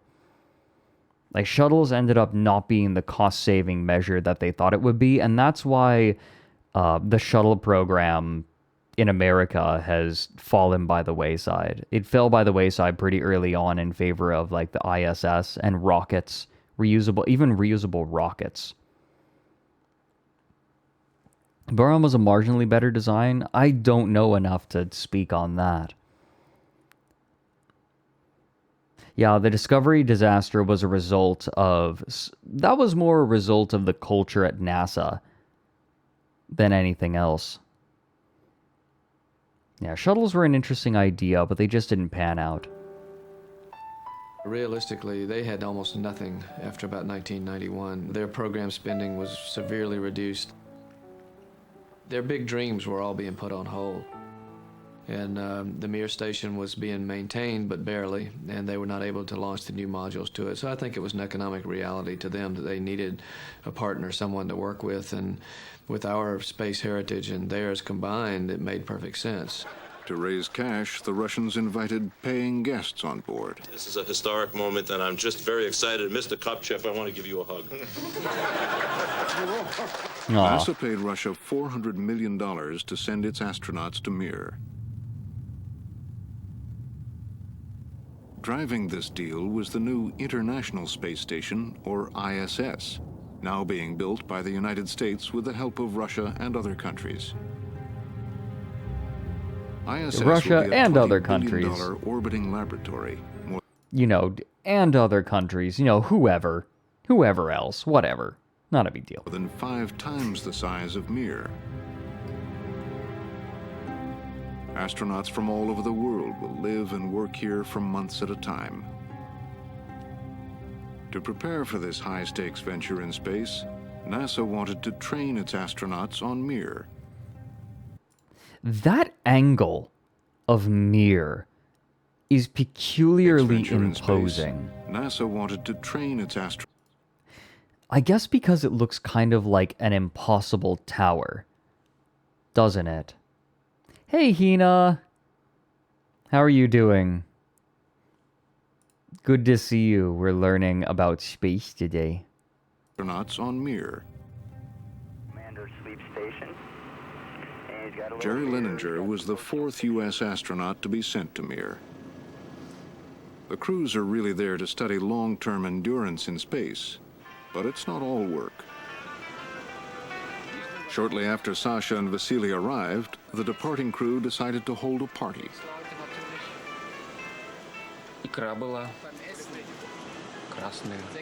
There was caviar, red caviar, which we brought along ourselves. You didn't get it in your rations. It's too expensive. But we treated ourselves. Let's just say it was a festive evening, and all 6 of us were sitting around this table. Oh, they interviewed him in the space station. It's just the aroma is just wonderful, and it kind of gets you in the heart when you smell the things of the earth. Which must have been nice for the shuttle to smell nice, or not the shuttle, the station to smell nice for once, because to my understanding, these things stink.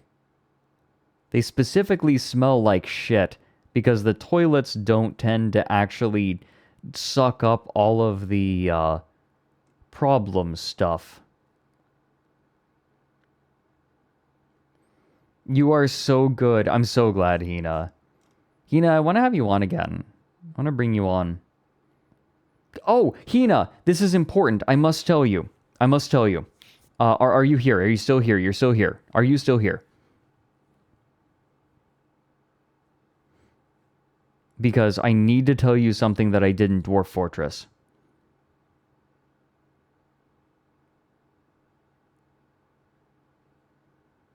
Shit, I think that Hina left. I needed to tell her that 2 dwarves were sparring and fighting in Dwarf Fortress, and I named them Hina and Mari. With 2 crews on board, oxygen was being used up more quickly than usual. So Sasha left the party and flew to another part of the station to turn on a supplemental oxygen canister.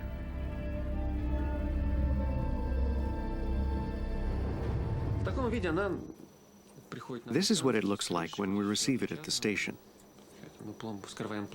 Here's the lid. Please tell me it's empty. And everything is sealed. We break the seal, and then we open the lid, and then we slide it into this generator. It reminds me of the Napoleonic War, when they'd have to insert a cannonball into a cannon by hand. I also need to hit up Hina and see if she'd be willing to go tanking in Foxhole. Routine task would have unforeseen consequences. Is Owlet in distress? I looked down the passageway and I could see a Owlet is just fine. Thank you for the 6 months, Hexagonal. very large flame bursting out of the canister, smoke billowing out, and I knew we had a big problem. Fire is especially dangerous in a spacecraft. A leak had caused a chemical reaction in the oxygen canister and turned it into a giant blowtorch. Molten metal was flying across, splattering on the other bulkhead, which meant it was hot. The flame was at least this big, 2-3 feet, directional, had oxygen, it had fuel, had everything it needed. The fire was also billowing dense black smoke, which was rapidly filling the module. Oh, God. When I saw the ship was full of smoke, my natural earthly reaction was to want to open a window. And then I was truly afraid for the first time. You're in such a small space that you can't escape from the smoke. You can't just open a window to ventilate the room. I grabbed the respirator off the wall, activated it, took in a breath, Thank you, Beep. and I didn't get any oxygen. At that point, there was a lot of smoke. I took the mask off. Again, Earth instinct made me look low to try to find a clear spot where I could get a quick breath because I was getting very short of breath at that time. But it was solid smoke. The smoke does not rise in space like it does on the ground. It's just everywhere. I went to the other respirator on the other wall, opened it up. At that point, Vasily was there. He saw I was getting into trouble. He helped me get the thing out. I activated it again, put it on, breathed in, and luckily got oxygen at that point. The fire was blocking one of the 2 Soyuz escape ships that were docked. What happened? Each ship could carry 3 men. If the fire couldn't be put out, some of the crew would be left behind to die. The fire extinguisher functions in 2 ways, foam and water. When I started spraying foam on the hot canister, the foam didn't stick and had little effect. So I switched to water and started using that. We went through 2-3 fire extinguishers, and they really didn't do much to stop anything. But the water did keep the fire from spreading. What ignited it? Jerry Lininger kept tugging my leg and asking, "Valery, how do you feel? Are you alive?" I answered, "I'm alive, Jerry. Everything's okay." I think I'm laughing about it. Minutes, the fire burned itself out.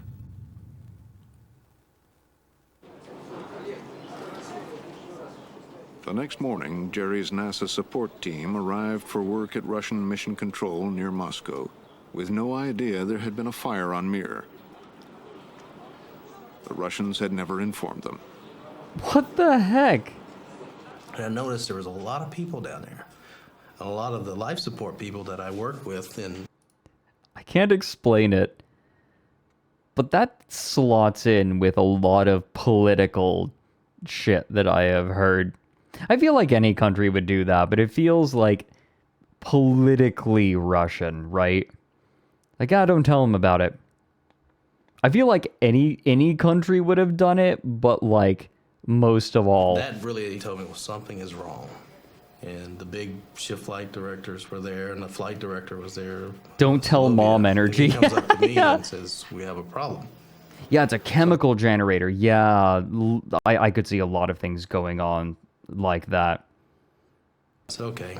So I sit down there and I listen, and I Period accurate. knew some Russian, and I pick up the word fire, pojar. See, I was practically expecting them to say, we opened the canister and there was nothing inside. We forgot to pack in the oxygen. And I did a double take. So I said, okay.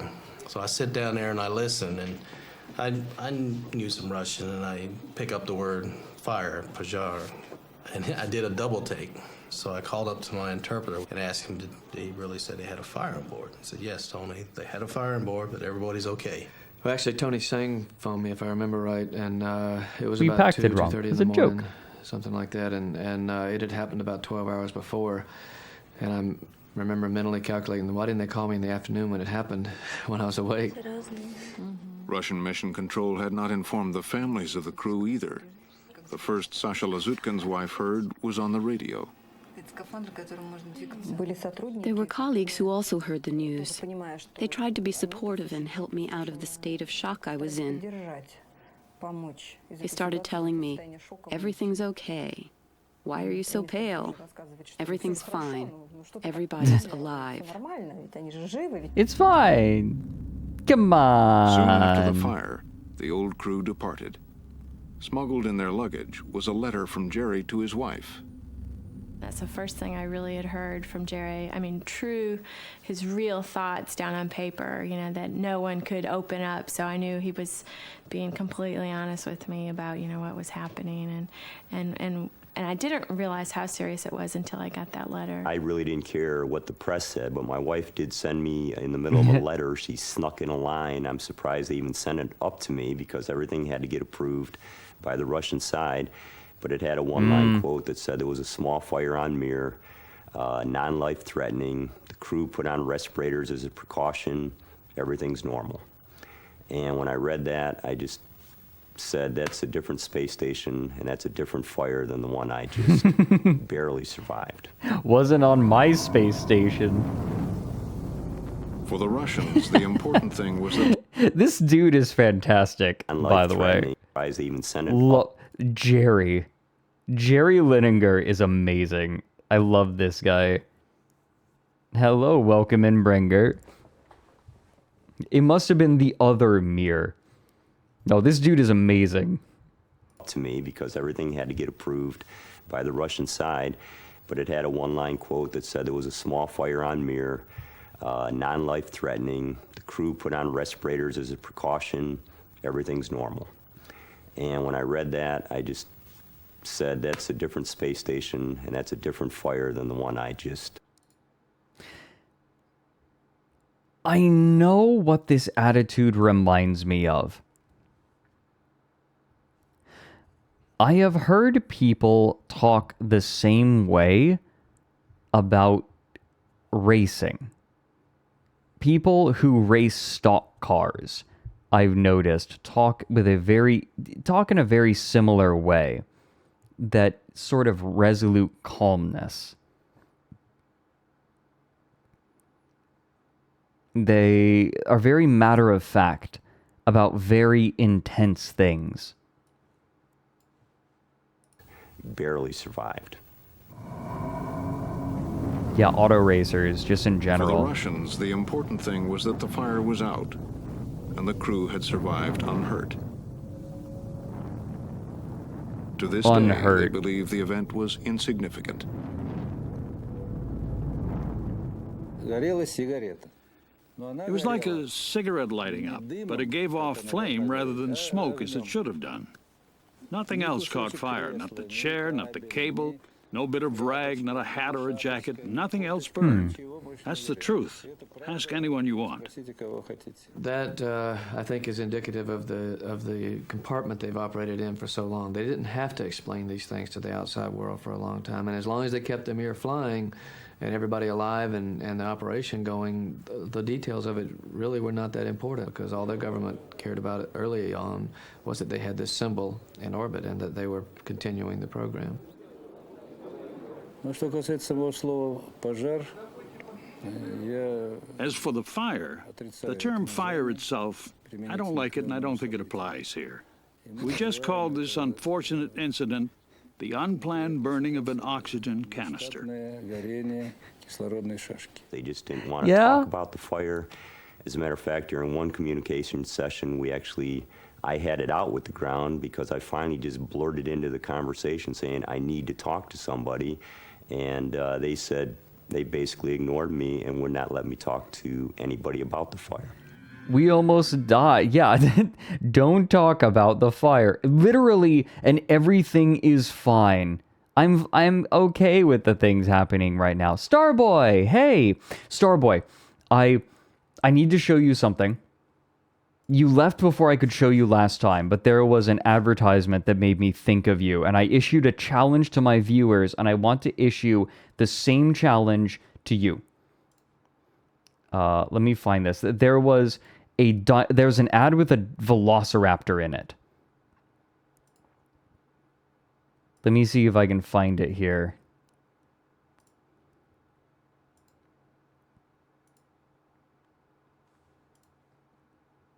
Yes, okay. Let me see.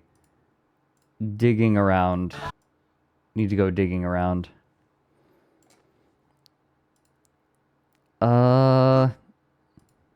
Beep.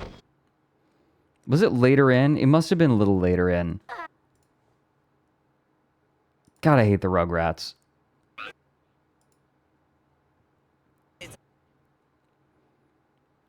Come on. You have a clip? Okay, yeah, Arcadian. Yeah, please, link the clip.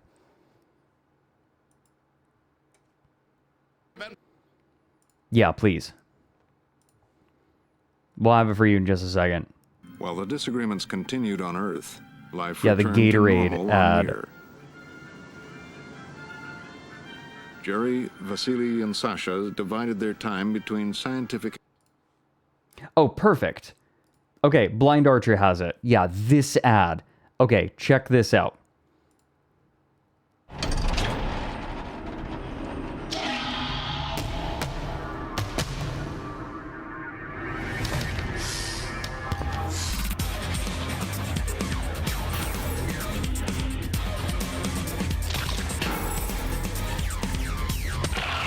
Gatorade Fierce, a new berry, a new grape.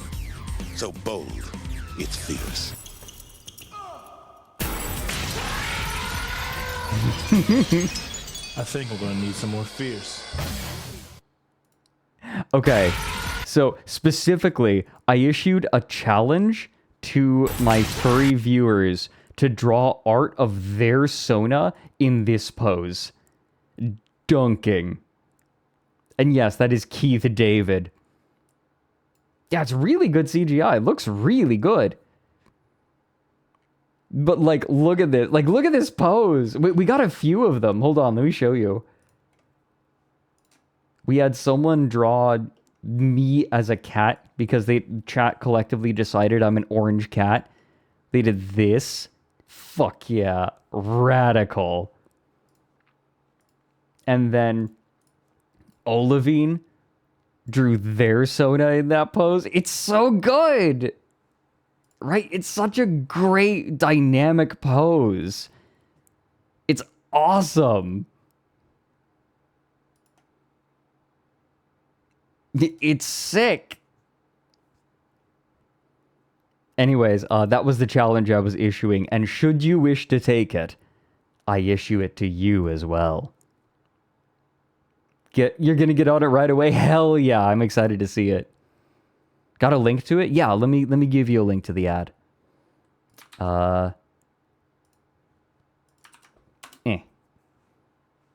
And yeah, Starry did theirs. Yeah. Look at.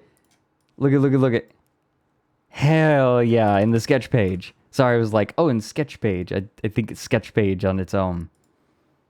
But hell yeah. Wow.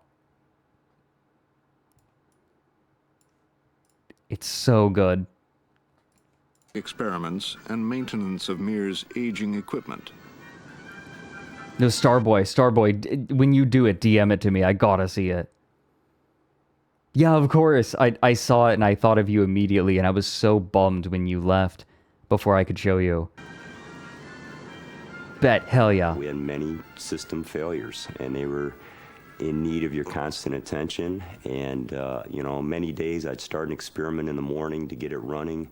Then I'd run over, help hacksaw through a pipe and plug the ends, and then run back to my experiment. I'd have 3 or 4 watches on with alarms set to different things that I had to run back to. So I was multitasking in order to try to get everything accomplished. Sasha had his own problems. The oxygen generators kept breaking down, and he was having a hard time keeping the upper hand. It's like when the tamer goes into the tiger's cage and says, I'm going to tame you. I'm the human. I'm in charge. The problem was, at the same time that occurred, we also had cooling problems, and the inside temperature of Mir was over 90 degrees for about a month. Oh, God. 90 degrees. Oh. Yeah, we had cooling problems. There was a fire on board. Hey, Chalklad. Fahrenheit. We're into the toilet area now. At the same time, our toilet broke, and of course the ground says fix the oxygen generator. Well, after that compass, we all snuck away and started working on the toilet. Because, you know, when you gotta go, you gotta go.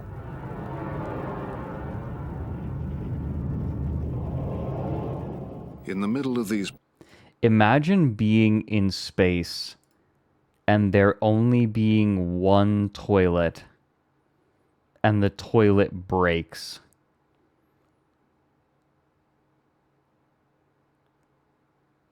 God, that...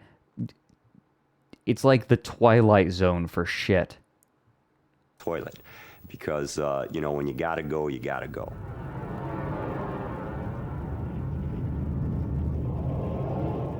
In the middle of these problems, the Progress arrived.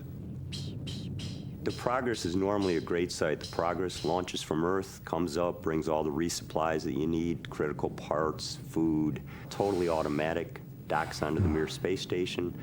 You then take maybe 2 or 3 weeks to unload it. At that point, you now have an empty vehicle, and you use that space to put your garbage in. When it's full, Progress undocks, re-enters the atmosphere in sort of an uncontrolled fashion, and burns up during re-entry, never to be seen again. But this time, Mission Control wanted to do things a bit differently. Instead of jettisoning the Progress, they wanted to send it out into space, turn it around, and bring it back to Mir to test a new docking system. It was a procedure that would have grave consequences. The Russians have been using an automatic system to dock Progress cargo ships successfully for years. Elon Musk looks at this and is like, yes. The same system would eventually be used aboard Elon Musk's Cybertruck. Now they wanted to replace it with a much cheaper manual system called Toru. Vasily had practiced manual docking using the Toru simulator, but never in real life.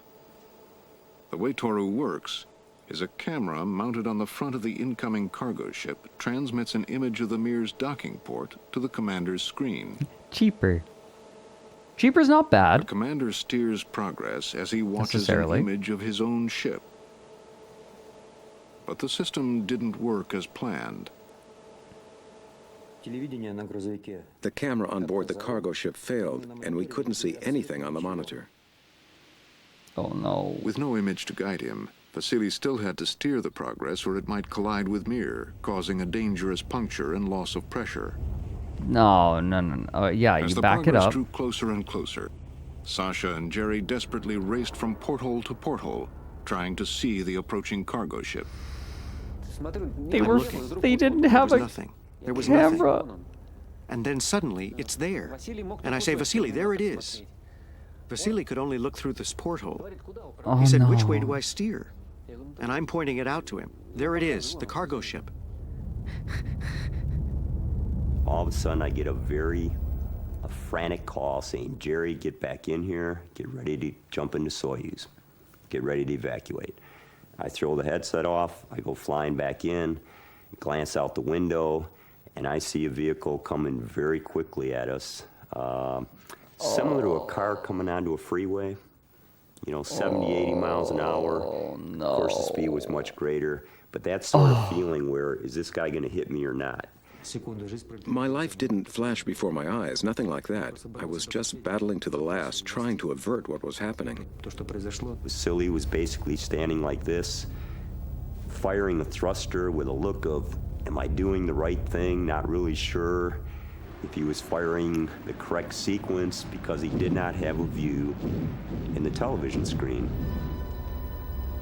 The only feedback he had was to yell to Sasha, what did it do to it? Did it turn it to the left? Is it doing what I think it's doing? He'd fly back, take a look again, fly back, fire a thruster.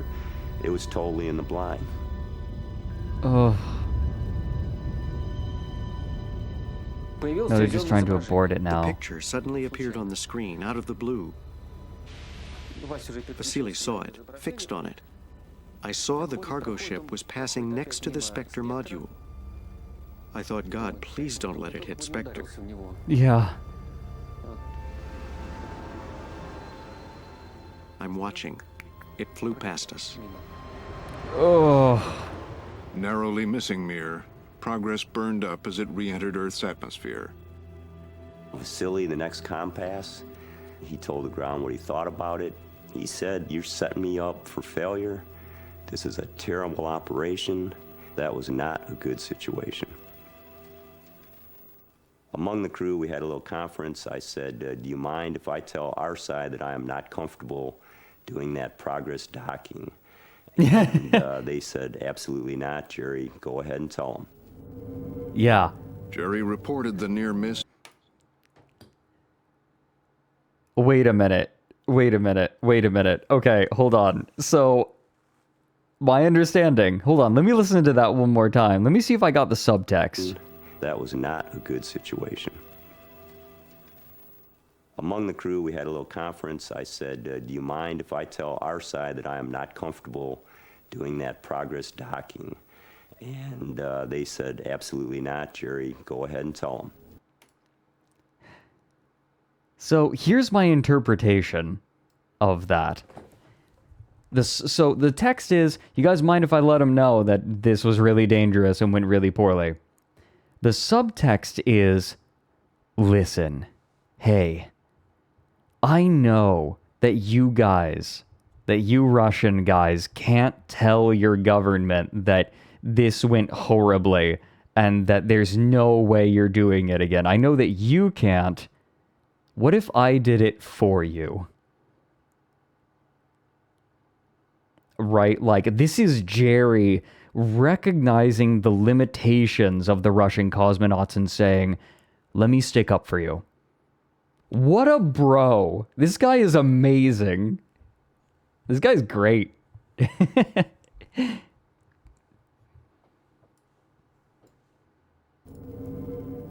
Jerry reported the near miss to his American ground support in Moscow. But it would not be the last time the Russians would test this risky maneuver. Of course. Of course. We're halfway through. I'm loving this. How are you guys liking this? I am absolutely loving this.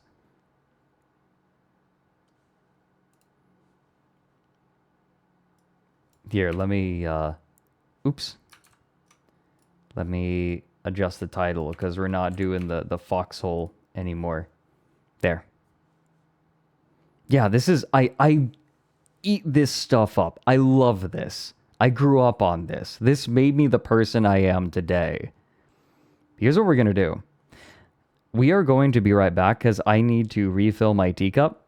So, we're going to stand up, stretch our legs, stretch our arms, get ourselves a sippy. We'll be back in just a couple of minutes, everyone.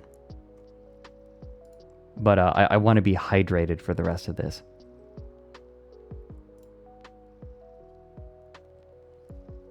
Uh-oh. Oh, transition's okay. Good.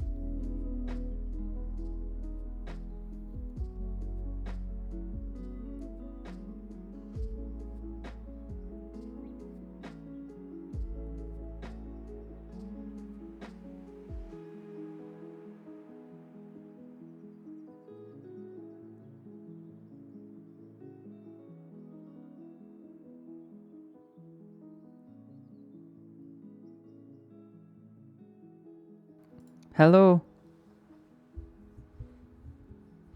Hi, hi, hi. Hi, hi, hi. Hi, hi. Hi, hi. Hi, hi. Hi, hi. Hi, hi. Hi. Okay, ready to keep going? I want to keep going. After 4 months and 2 close Ground control to Major Fred. You really screwed the pooch. Thanks for the bitsy, Kari. Okay, for those who are just coming in, we are watching a documentary about near disasters aboard Mir, the Russian space station with that eventually brought Americans on board as well, and a lot of their brushes with death. Jerry's tour on Mir was finally drawing to an end. The space shuttle was delivering another American astronaut, Michael Foale, to take his place. NASA says Foale was aware of the problems, but was still eager to fly to Mir.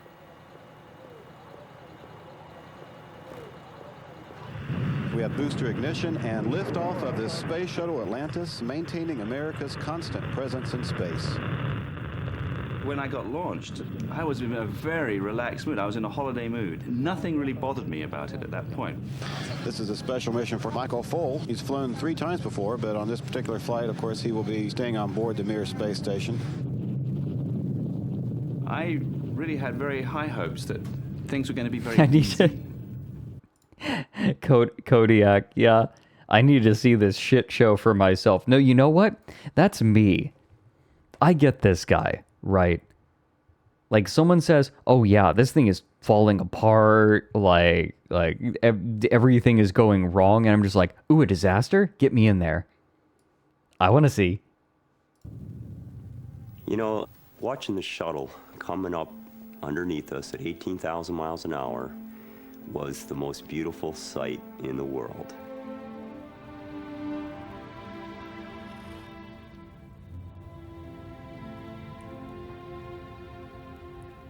I was ready to go home. I had done my duty. My time was up. In my mind, I knew I had this much time. I had maintained my efficiency throughout that time. And for me, it was a moment of triumph. The shuttle's there. I made it. And when the shuttle came and docked, it was glorious.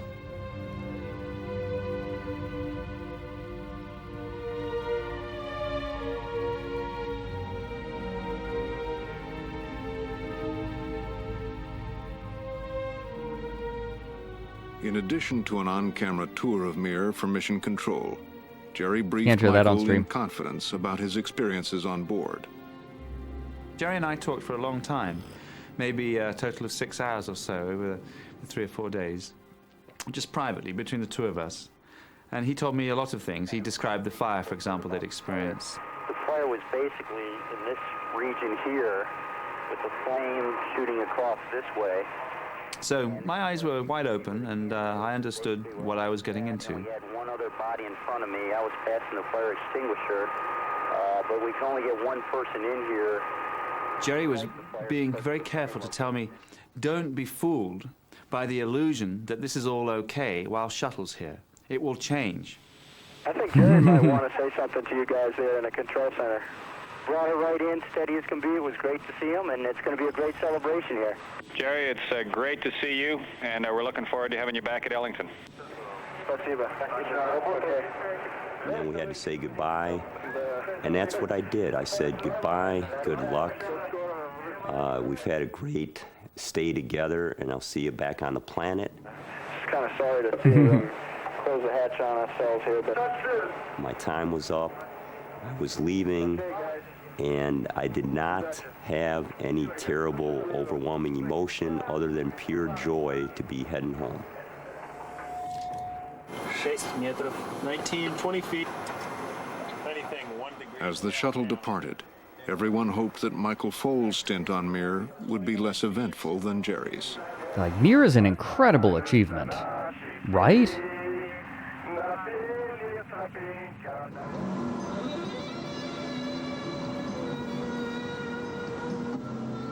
Dead Mall music.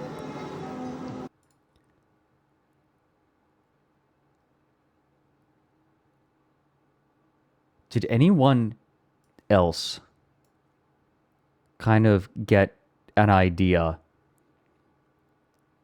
Like, that's Dead Mall music. But imagine Dead Mall Space Station. Not like, oh no, space station falling apart. Not monsters are wandering around. Just Dead Mall Space Station.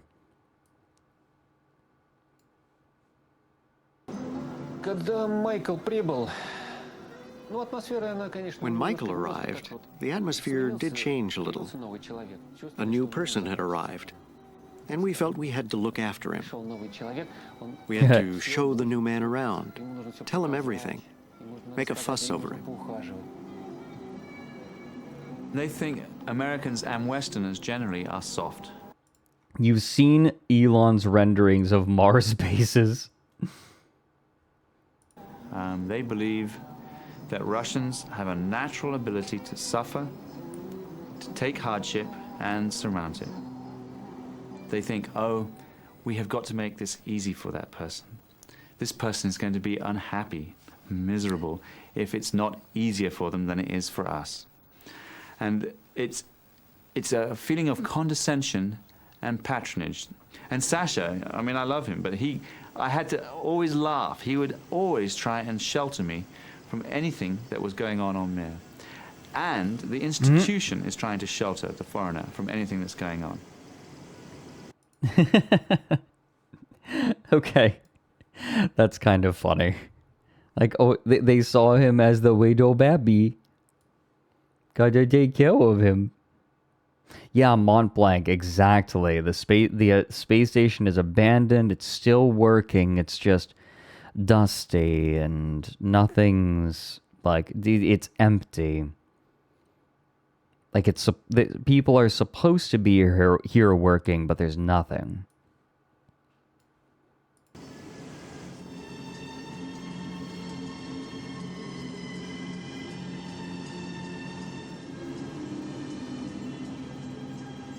Life on Mir settled into an established pattern. It's a good question.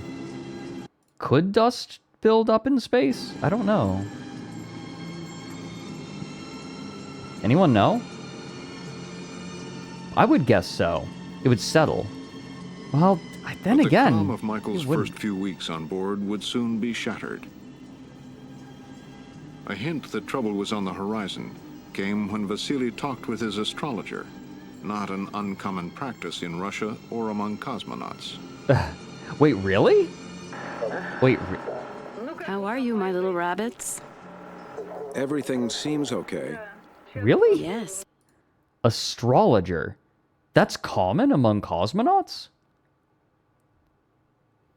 Space dust is... Yeah, you're right, Tank Facts. You do have to clean solar arrays. Well, my question isn't if dust, like, can settle on... My question isn't if dust is a thing, because dust obviously still is produced. I'm asking if dust will settle on surfaces. I imagine they must. How are you doing, my little owlets? Yeah, hey, it's me. But you are about to enter a strange new period. Several weeks after Michael Foale arrived, Russian Mission Control delivered some bad news. They wanted Vasily to try to dock another Progress using the manual system. Oh no. He wasn't happy with the first attempt they'd made. He said this was a terrible event. He uses the word strashne. It was a nightmarish event that haunted him in a way. He wasn't any longer sure in his ability to pull this off. Gotcha, and it wasn't just Vasily's reputation that was on the line. They have come up with the idea of a contract for the cosmonaut to be paid a certain large sum, basically a salary, at the end of the flight, should everything have gone well. What? The way they determine what's gone well is the controllers, who are also the judges of this process, come up with a list of what they hope will be achieved during the flight, and they assign a value to each item. This sounds like a really easy way to just, like, not give him the money. We decided that you didn't do well. Smiley face. And then, as the flight progresses, if something is not achieved, a black mark is assigned. They call it a zamechanie. At the end of the flight, the control team has the right to say, you did not carry out this plan as we desired. We are going to lop so much money off. Vasily Yeah, no, this is... You know what this reminds me of? It reminds me of landlords coming up with reasons not to give you your deposit back. It's same energy. We could not afford to fail again. After loading a Progress with trash, the crew was to send it out into space, turn it around, and redock it manually. The same procedure that had nearly caused a crash before. I was totally ignorant of what they were doing. I had no idea. What they were doing. Kippy. No one at NASA knew what the Russians were doing. What we didn't Ooh, pay ooh. attention to enough was that the Russians were doing something new. We didn't know that that was going to cause them to not work this thing out properly and take risks that we don't think they would normally have entered into. Russian mission control Yeah, there aren't any thought French the people radar on the this. automatic docking system might have caused the video monitor to fail on the previous manual attempt. So they made a crucial decision. Wait, Thought the radar on the automatic docking radar. system might have caused the video monitor to fail on the previous manual attempt. So, like, don't do it with a radar. So they made a crucial decision. They switched the Look him in, radar off. Riziki.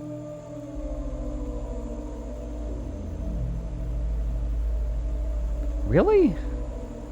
I'm still thinking everything's normal Ugh. because no one has told me anything about what systems were turned off or on.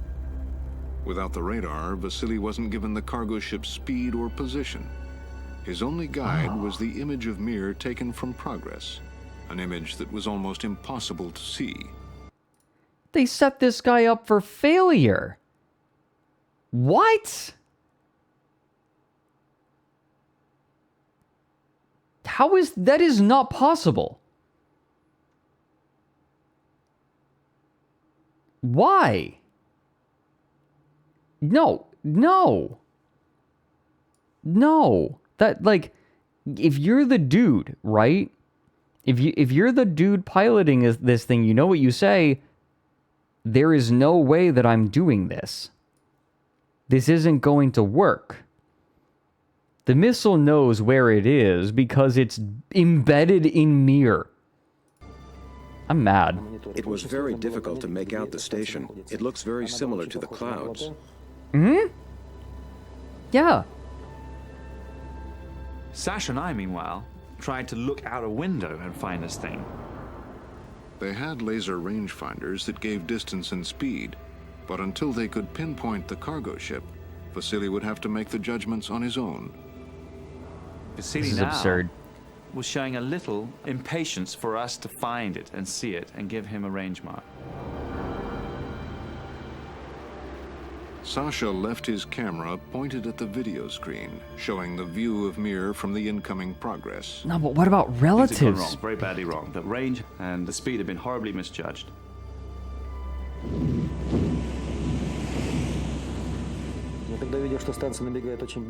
When I saw that the Progress was approaching too fast, I wondered why. I fired the braking rockets, but it did not slow down. Through the porthole, I could see the cargo ship gliding below us.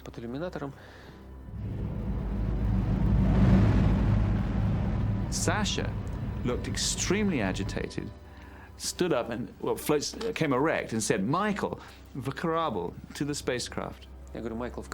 I said, "Michael, get in the escape ship." And he flew across there. That order that Sasha gave me, в корабль, don't stay and try and help us. Don't let us use your expertise. Don't let us do anything with you. Just get out of our way to the spacecraft.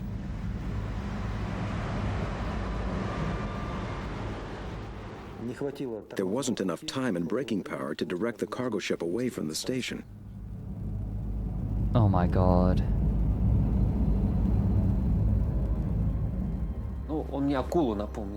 It was full of menace, like a shark. I watched this black body covered in spots sliding past below me. I looked closer, and at that point, there was a great thump, and the whole station shook. Oh.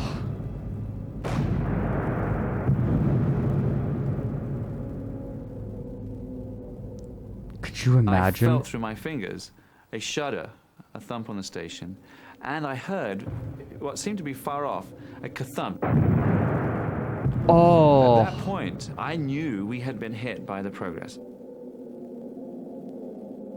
The decompression alarm system immediately went off. The pressure began to fall and the station started to spin. Oh my God. The Progress had smashed a hole in the solar panels and air was leaking out of the ship. Oh my God. We had to calculate how much time we had left. 540 millibars pressure is critical. Below that, and anyone left on the station can lose consciousness at any moment. Air was leaking because Progress had punched a small hole in the Spectre module, where American astronauts usually sleep. If they didn't seal off the module, the loss of air would kill everyone. We knew time was running out. There was a battle going on. We had to work as fast as possible. We had to beat time. Vasily was basically monitoring the pressure fall on a very sensitive instrument, a barometer, in the base block, and had stayed at his central post there. While he was doing that, we came into the range of the ground stations, the Russian ground stations. No, you're right. This is a...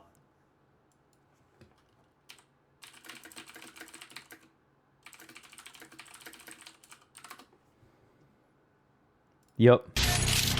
A spokesman said, "This is the one thing we didn't want to happen." Literally, let's turn off all range-finding equipment. Right? Let's turn off the radar. You got to do it by... you got to eyeball it on, like, a screen that is worse than what is used by most competitive Melee players. Were they trying to kill these people? He told them that we had been hit. They asked him, "Is there a problem?" He said, "Yes, we are leaking air."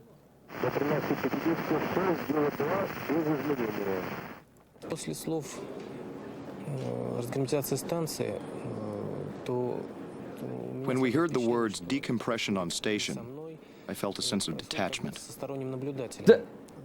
It wasn't me hearing this, it was some other person. Is it just me, or does he look like Christopher Walken? Oh! When I heard there was decompression aboard the space station,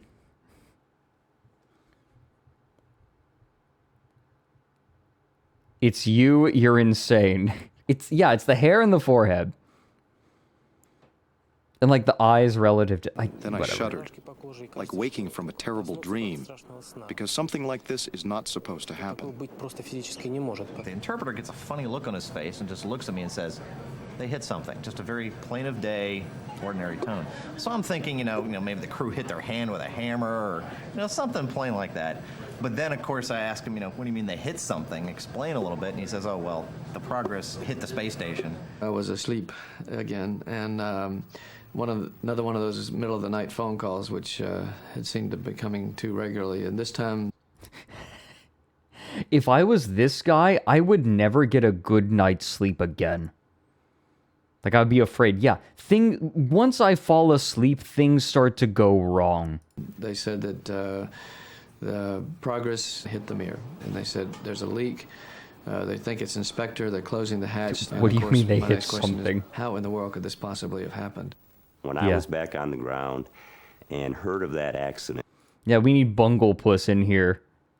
I do not blame the cosmonaut. I blame the, come on. If you can't do it right in space, then don't do it. It's about a month after I got back.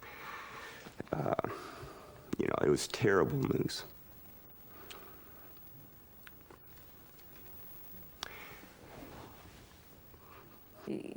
I remember how my children immediately went quiet. Maybe they didn't understand the full extent of the danger. Maybe my reaction affected them. But they went as quiet as mice. On Mir, Sasha and Michael were trying to close the hatch to the Spectre module to stop the decompression. But first they had to cut all the power cables from Spectre's solar panels, which run through the hatchway. Sasha was working so fast and so furiously that I was not going to stop him in the slightest. All I did was I would gather up the cables as he would clear them, and I would tie them off so that they wouldn't fall back once again across the hatchway. Oh, welcome in, subhuman degenerate. One thin cable that had no obvious plug on either side, and it was the last one left that was stopping us from closing the hatch. And Sasha says, "Is there a knife?" And I looked around, there was no knife apparent in the node. Sasha had to go and get one from the kitchen table, and we brought back a kitchen knife and started sawing on it, and we got sparks coming out. Oh my God. So I said, "Sasha, I don't think we should try and saw this. This is too bad." So we then had wasted already another minute probably trying to cut this remaining thin cable. We then hunted around to try and find the plug where that cable went to, somewhere else in the node. It was hidden under a mass of other cables. We found that, disconnected it, and then threw that cable into the Spectre. They succeeded in closing the hatch. But they reported that their situation was continuing to deteriorate. Oh my God.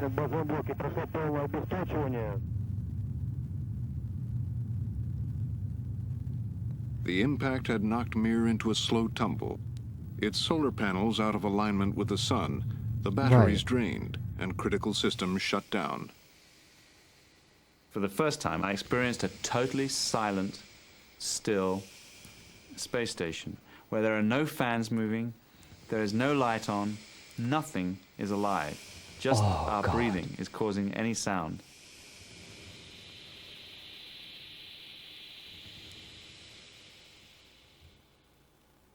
Almost everything on Mir had died or been switched off to conserve energy, even radio contact with Earth. The silence is deafening. You want to close your ears so you can't actually hear the sound of silence. It's painful. You experience flight in a completely different way. Now suddenly there was silence. We watched the polar lights and the stars in complete silence.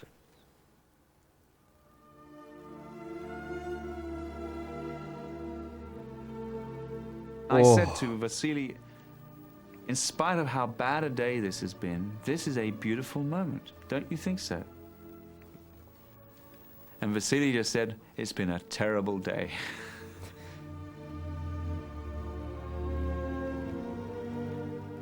Vasily said, "Oh, they're gonna kill me. My career's over. It's all over." And I said, "Oh, Vasily, I don't think that's necessarily the case. Americans are involved. The fact that Americans are involved in this program means that they can't just push you aside." And he said, "No, Michael, you don't know our system." Yeah. But the crew was facing more than the death of their careers. To save Mir and themselves, they had to get the station realigned to the sun. How do you do that? So Vasily used the rocket thrusters belonging to the Soyuz escape ship to nudge Mir back into position.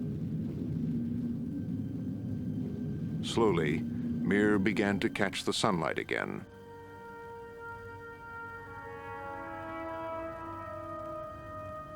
This is manual. Over the next few hours, the station flickered back to life. One instrument at a time. Ugh. Back on Earth, the inquests had begun. It wasn't equipment failure. No. Apparently, though it is too early to say for certain, it was human error. Oh my God, I want to smack this man. On board, there were some mistakes made on the ground. There were mistakes made on our side. I still blame myself for not being more inquisitive about the details of what they were doing and what the safeguards were.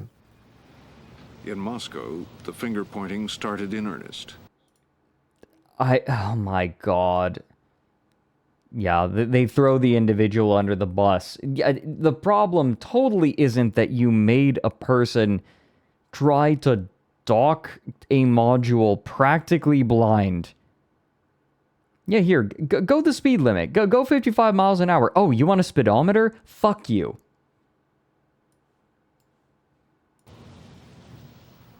Vasily's instruction manual said he was to stop the Progress 50 meters away from Mir, wait for mission control's go-ahead, and then proceed to dock.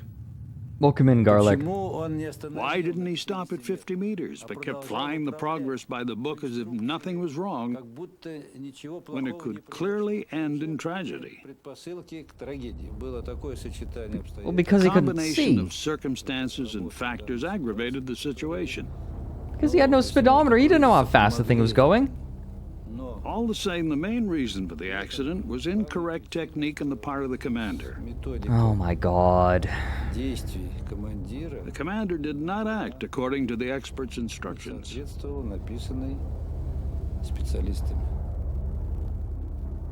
That's the whole point. I followed the instructions exactly. But why didn't it slow down? That's what I asked myself. Why? Yeah. To find out why Vasily couldn't stop the Progress as it approached Mir, experts were called into Star City, Russia's cosmonaut training center.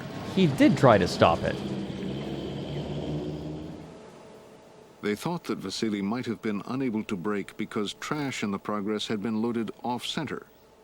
They tested this idea using a simulator flown by 8 of Russia's top cosmonauts. Some cosmonauts collided with the station when carrying out the same maneuver.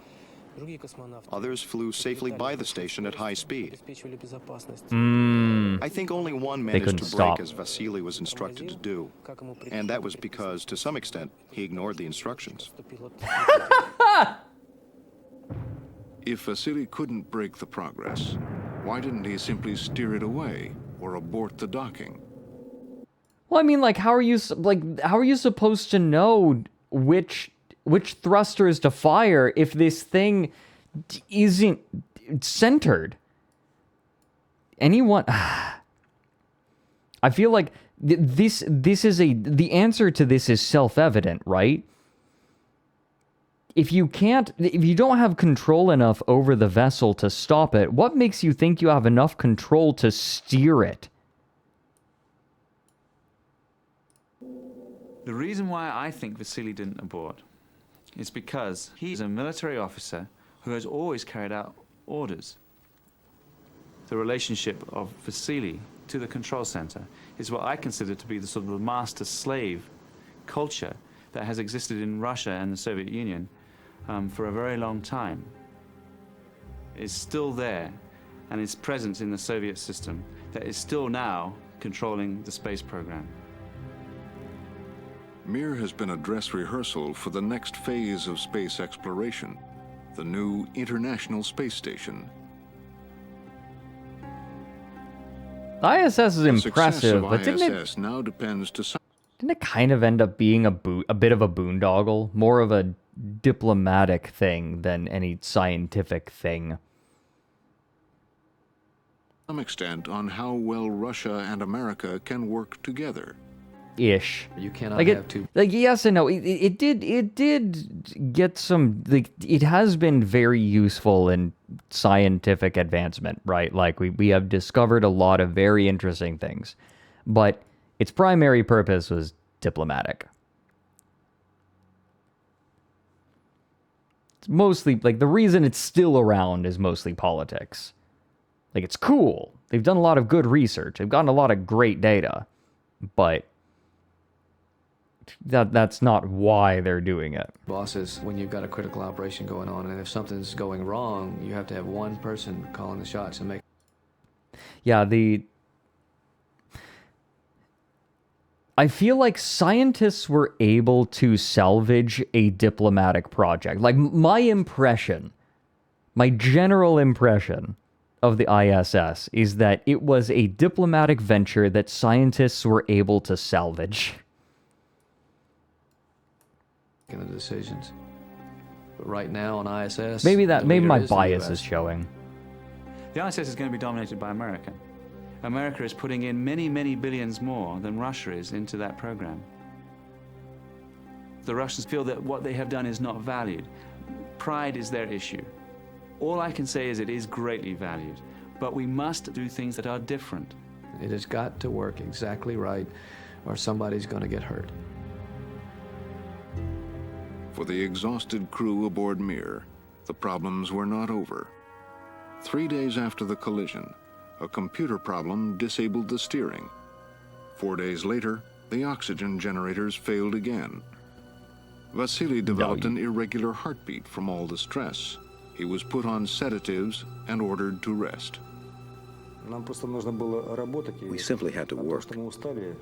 There was no point in thinking about tiredness. We had work to do, so we worked. To make matters worse, Sasha accidentally disconnected a vital computer cable, and Mir fell out of alignment with the sun. Once again, the station was adrift with almost no power. Oh no. Oh, my feelings. Shooting yourself would be easier. It was terrible. As soon as the station emergency alarm went off, I realized instantly that I'd made a mistake. This is the kind of mistake that happens when skilled people are overworked. That's just the long and short of it. Mistakes like this happen. Okay. My perspective on this, this is a mistake, but it's not an accident. This is the expected result when you overwork good people. Like when you have a good person, if you stretch them too thin, they will have accidents. But these accidents are preventable.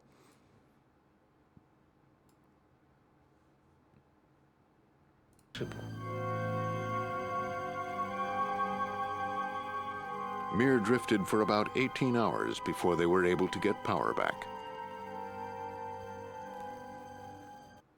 I understand that I am being completely... I know that I'm being hypocritical here because I hardly take any time off, but look. Look, don't look at me. Over the next month, the crew continued to struggle with repairs. The press picked up rumors that Vasily was to lose 6 months' salary and his docking bonus. Don't look at me. Critics were questioning Mir's safety and whether another American astronaut should replace Michael Foale at the end of his tour of duty as planned. There were lots of questions about Mir, and then the question came down to, should we send anybody at all? Stop. Congress asked NASA to guarantee that Mir was safe for its astronauts. And we went through our normal safety reviews, we went through additional reviews, we went through independent reviews, we talked to the Inspector General, the General Accounting Office, the Congress, several independent panels that headquarters set up. Almost too many people to count. And the consensus was that, yes, we should continue. 2 more Americans were sent to Mir. All right. But not before a Soyuz was dispatched in August 1997 to bring a new Russian crew to Mir and take Vasily and Sasha home.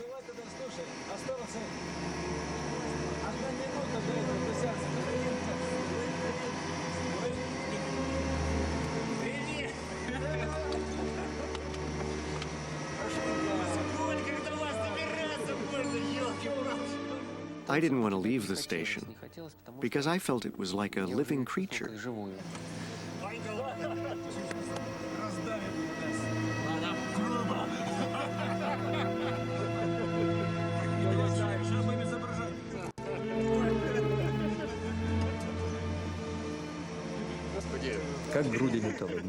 No one who has been there thinks of Mir simply as a pile of metal.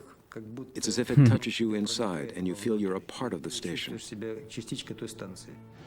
Score. Vasily and Sasha returned safely to Earth and did not have their pay docked. They are unlikely to be sent into space again.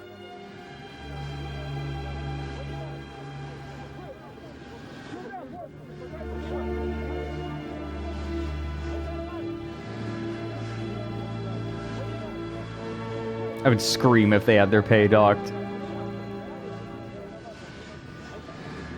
Oh, look at that. He's getting used to weight again. After all the dirt that was thrown at us, nobody ever apologized to us, not on television or in the newspapers. Absolutely nobody apologized. No, of course not. Sasha Lazutkin made a guest appearance on QVC, a television shopping channel, explaining the components of a Russian spacesuit. Alexandra Lazutkin is again with us. Thank you so much for joining us. Oh my Now we have God. something that's also very, very special. This is a cosmonaut spacesuit. This is an actual cosmonaut spacesuit. The item number is X1098. Michael Foale spent the next month on Mir without incident and still works for NASA as an astronaut. Jerry Linenger resigned from NASA.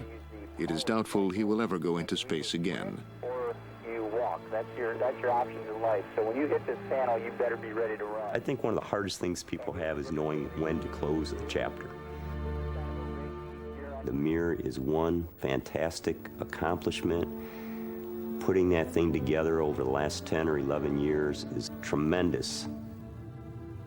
But I think you can safely say that it's time to retire Mir with dignity and move on to the next generation space station.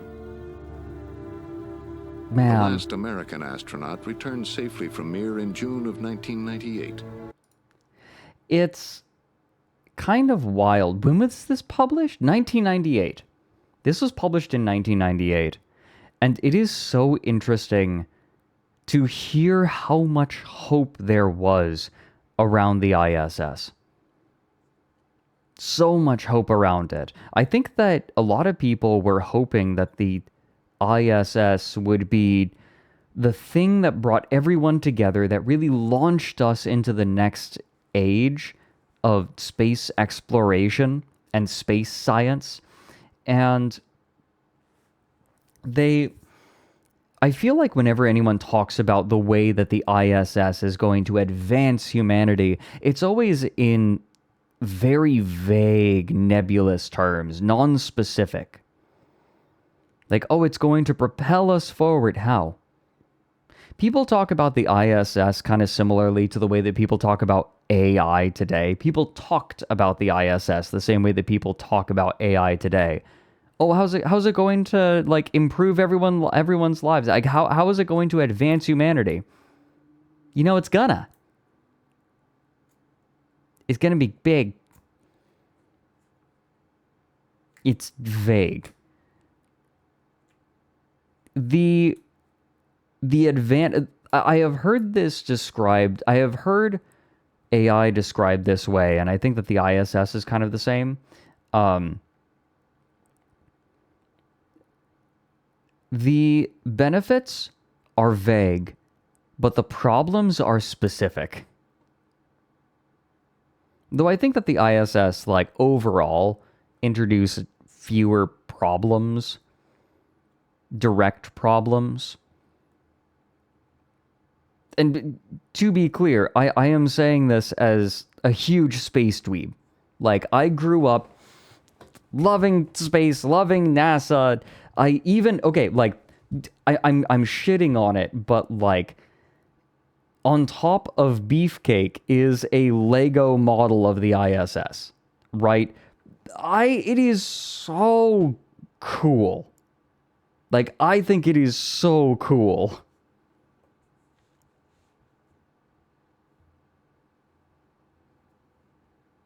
Like, I love the concept of space exploration and the engineering around it.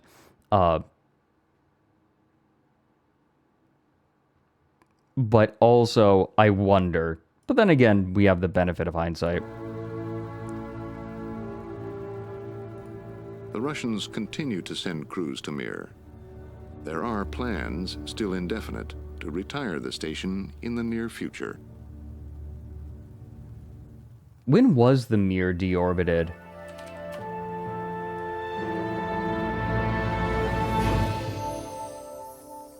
Mir will soon have company. Preview the new International Space... Let me see. 2001. They deorbited it in 2001. KSP would be fun, but I think it would be kind of dry.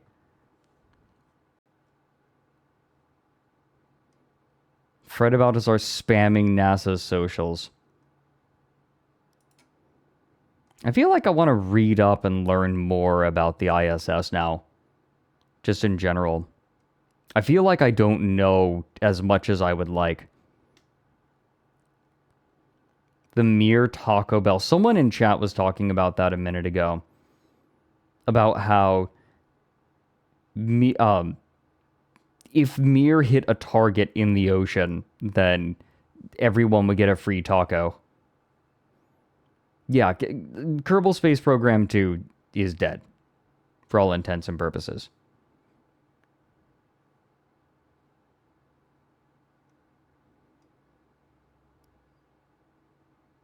Known as the, yeah. Improved model of the Solute space stations. Maybe we do a Wikipedia deep dive stream about that. Let's do that next week. Screw it. I want to learn about the ISS. We're going to, like, start... Okay. Starting on Wikipedia is always fun, right? Because you learn, like, you learn about one particular bit and you say, okay, well, why don't we spin off and learn about this, right? You start there, and then you start digging into other parts off of Wikipedia with more authoritative sources. It's a good place, like Wikipedia is a place where you get your bearings. Then once you get your bearings, you start digging out from that. Wikipedia is to gathering information as, like, digging in a straight line is to mining. You don't just keep digging in a straight line. You find something and then you branch out. You're like, okay, hey, sweet, we hit this. Like, we hit iron. Now we can start, like, we found a vein. You don't just keep digging past. You go at the vein.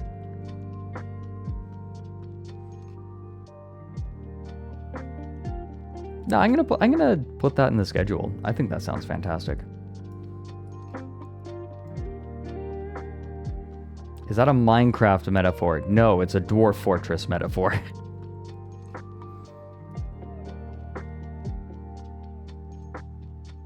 The Fred yearns for the mines.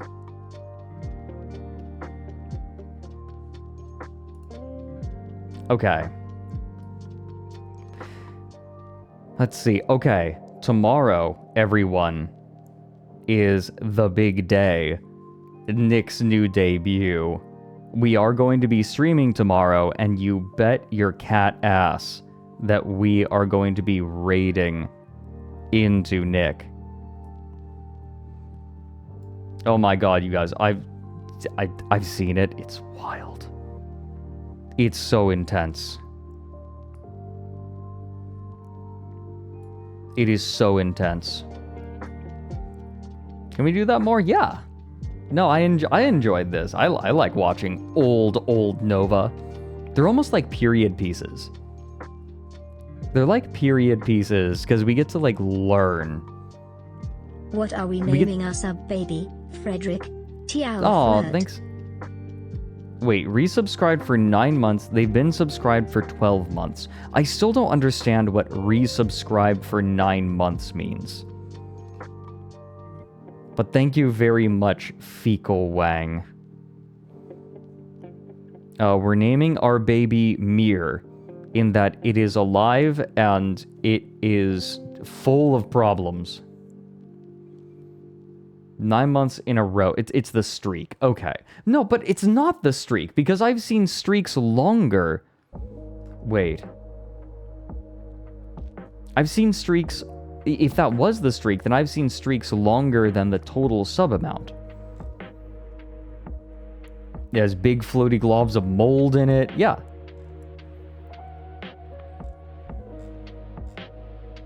I don't understand. No, if I go back to the beginning of the stream, someone said resubscribed for 6 months at tier 1, they've been subscribed for 2 months.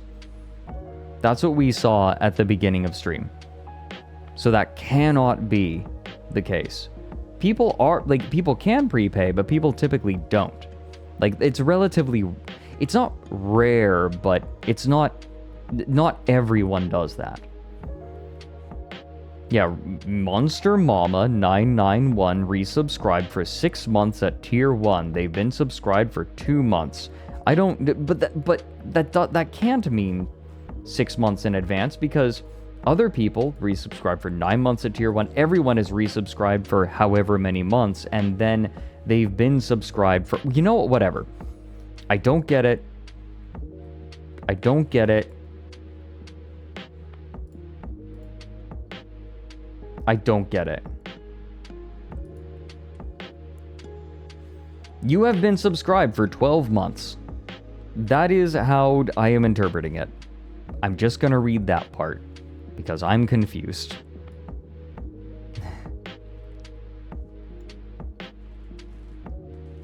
Yeah, I do reading. I don't do number. Number dumb. Number sounds like dumber. Don't pet me. Ah.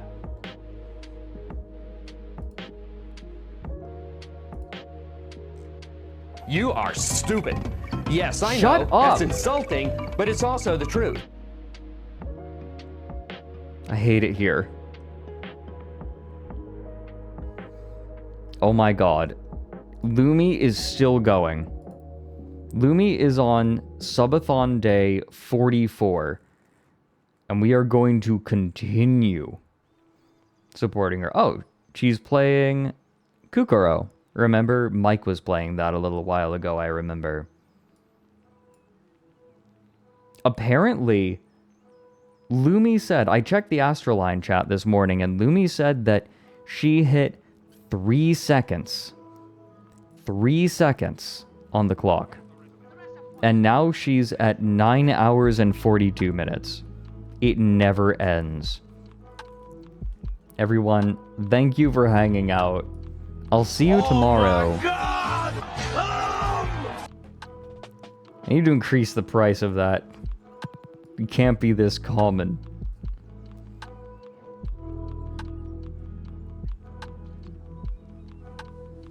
Let me double check. Oh, by the way, Sunday, I goofed. We are not having a stream Sunday because we're going to be recording the next episode of The Warrens. But tomorrow we are going to be looking at Goodreads reviews of classic literature. Wait, Lumi isn't stopping, right? Hold on.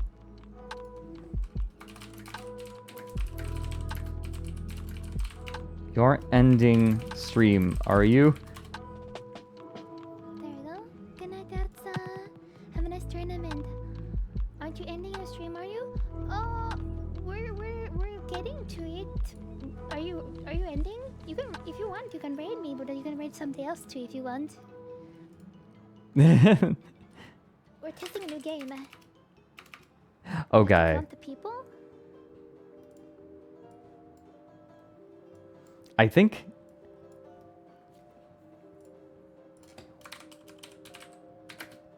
Oh, we have to count the specific people? Oh. Let's see. I think we rated... That's interesting. Gotcha.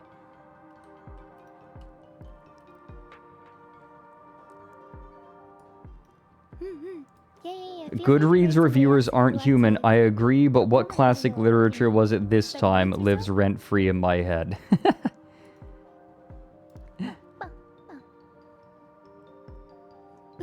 Fredrik, why is Mr. Finn so big? Alright, everyone, we are going to go and bother Lumi. I am sending you off. There are a few other streamers as well that that definitely were on the table. Like Limes is streaming. Oh,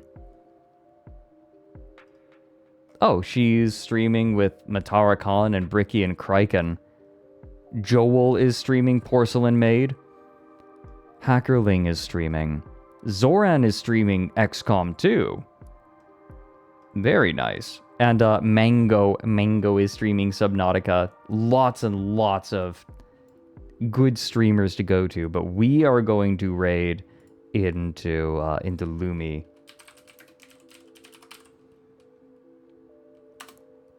Your husband's a Bricky fan and wants you two to meet. That might happen. Raid message. This is the one thing we didn't want to happen.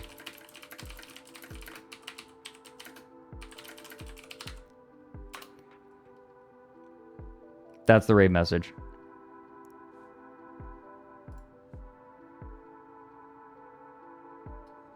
Improper didn't. That's very important.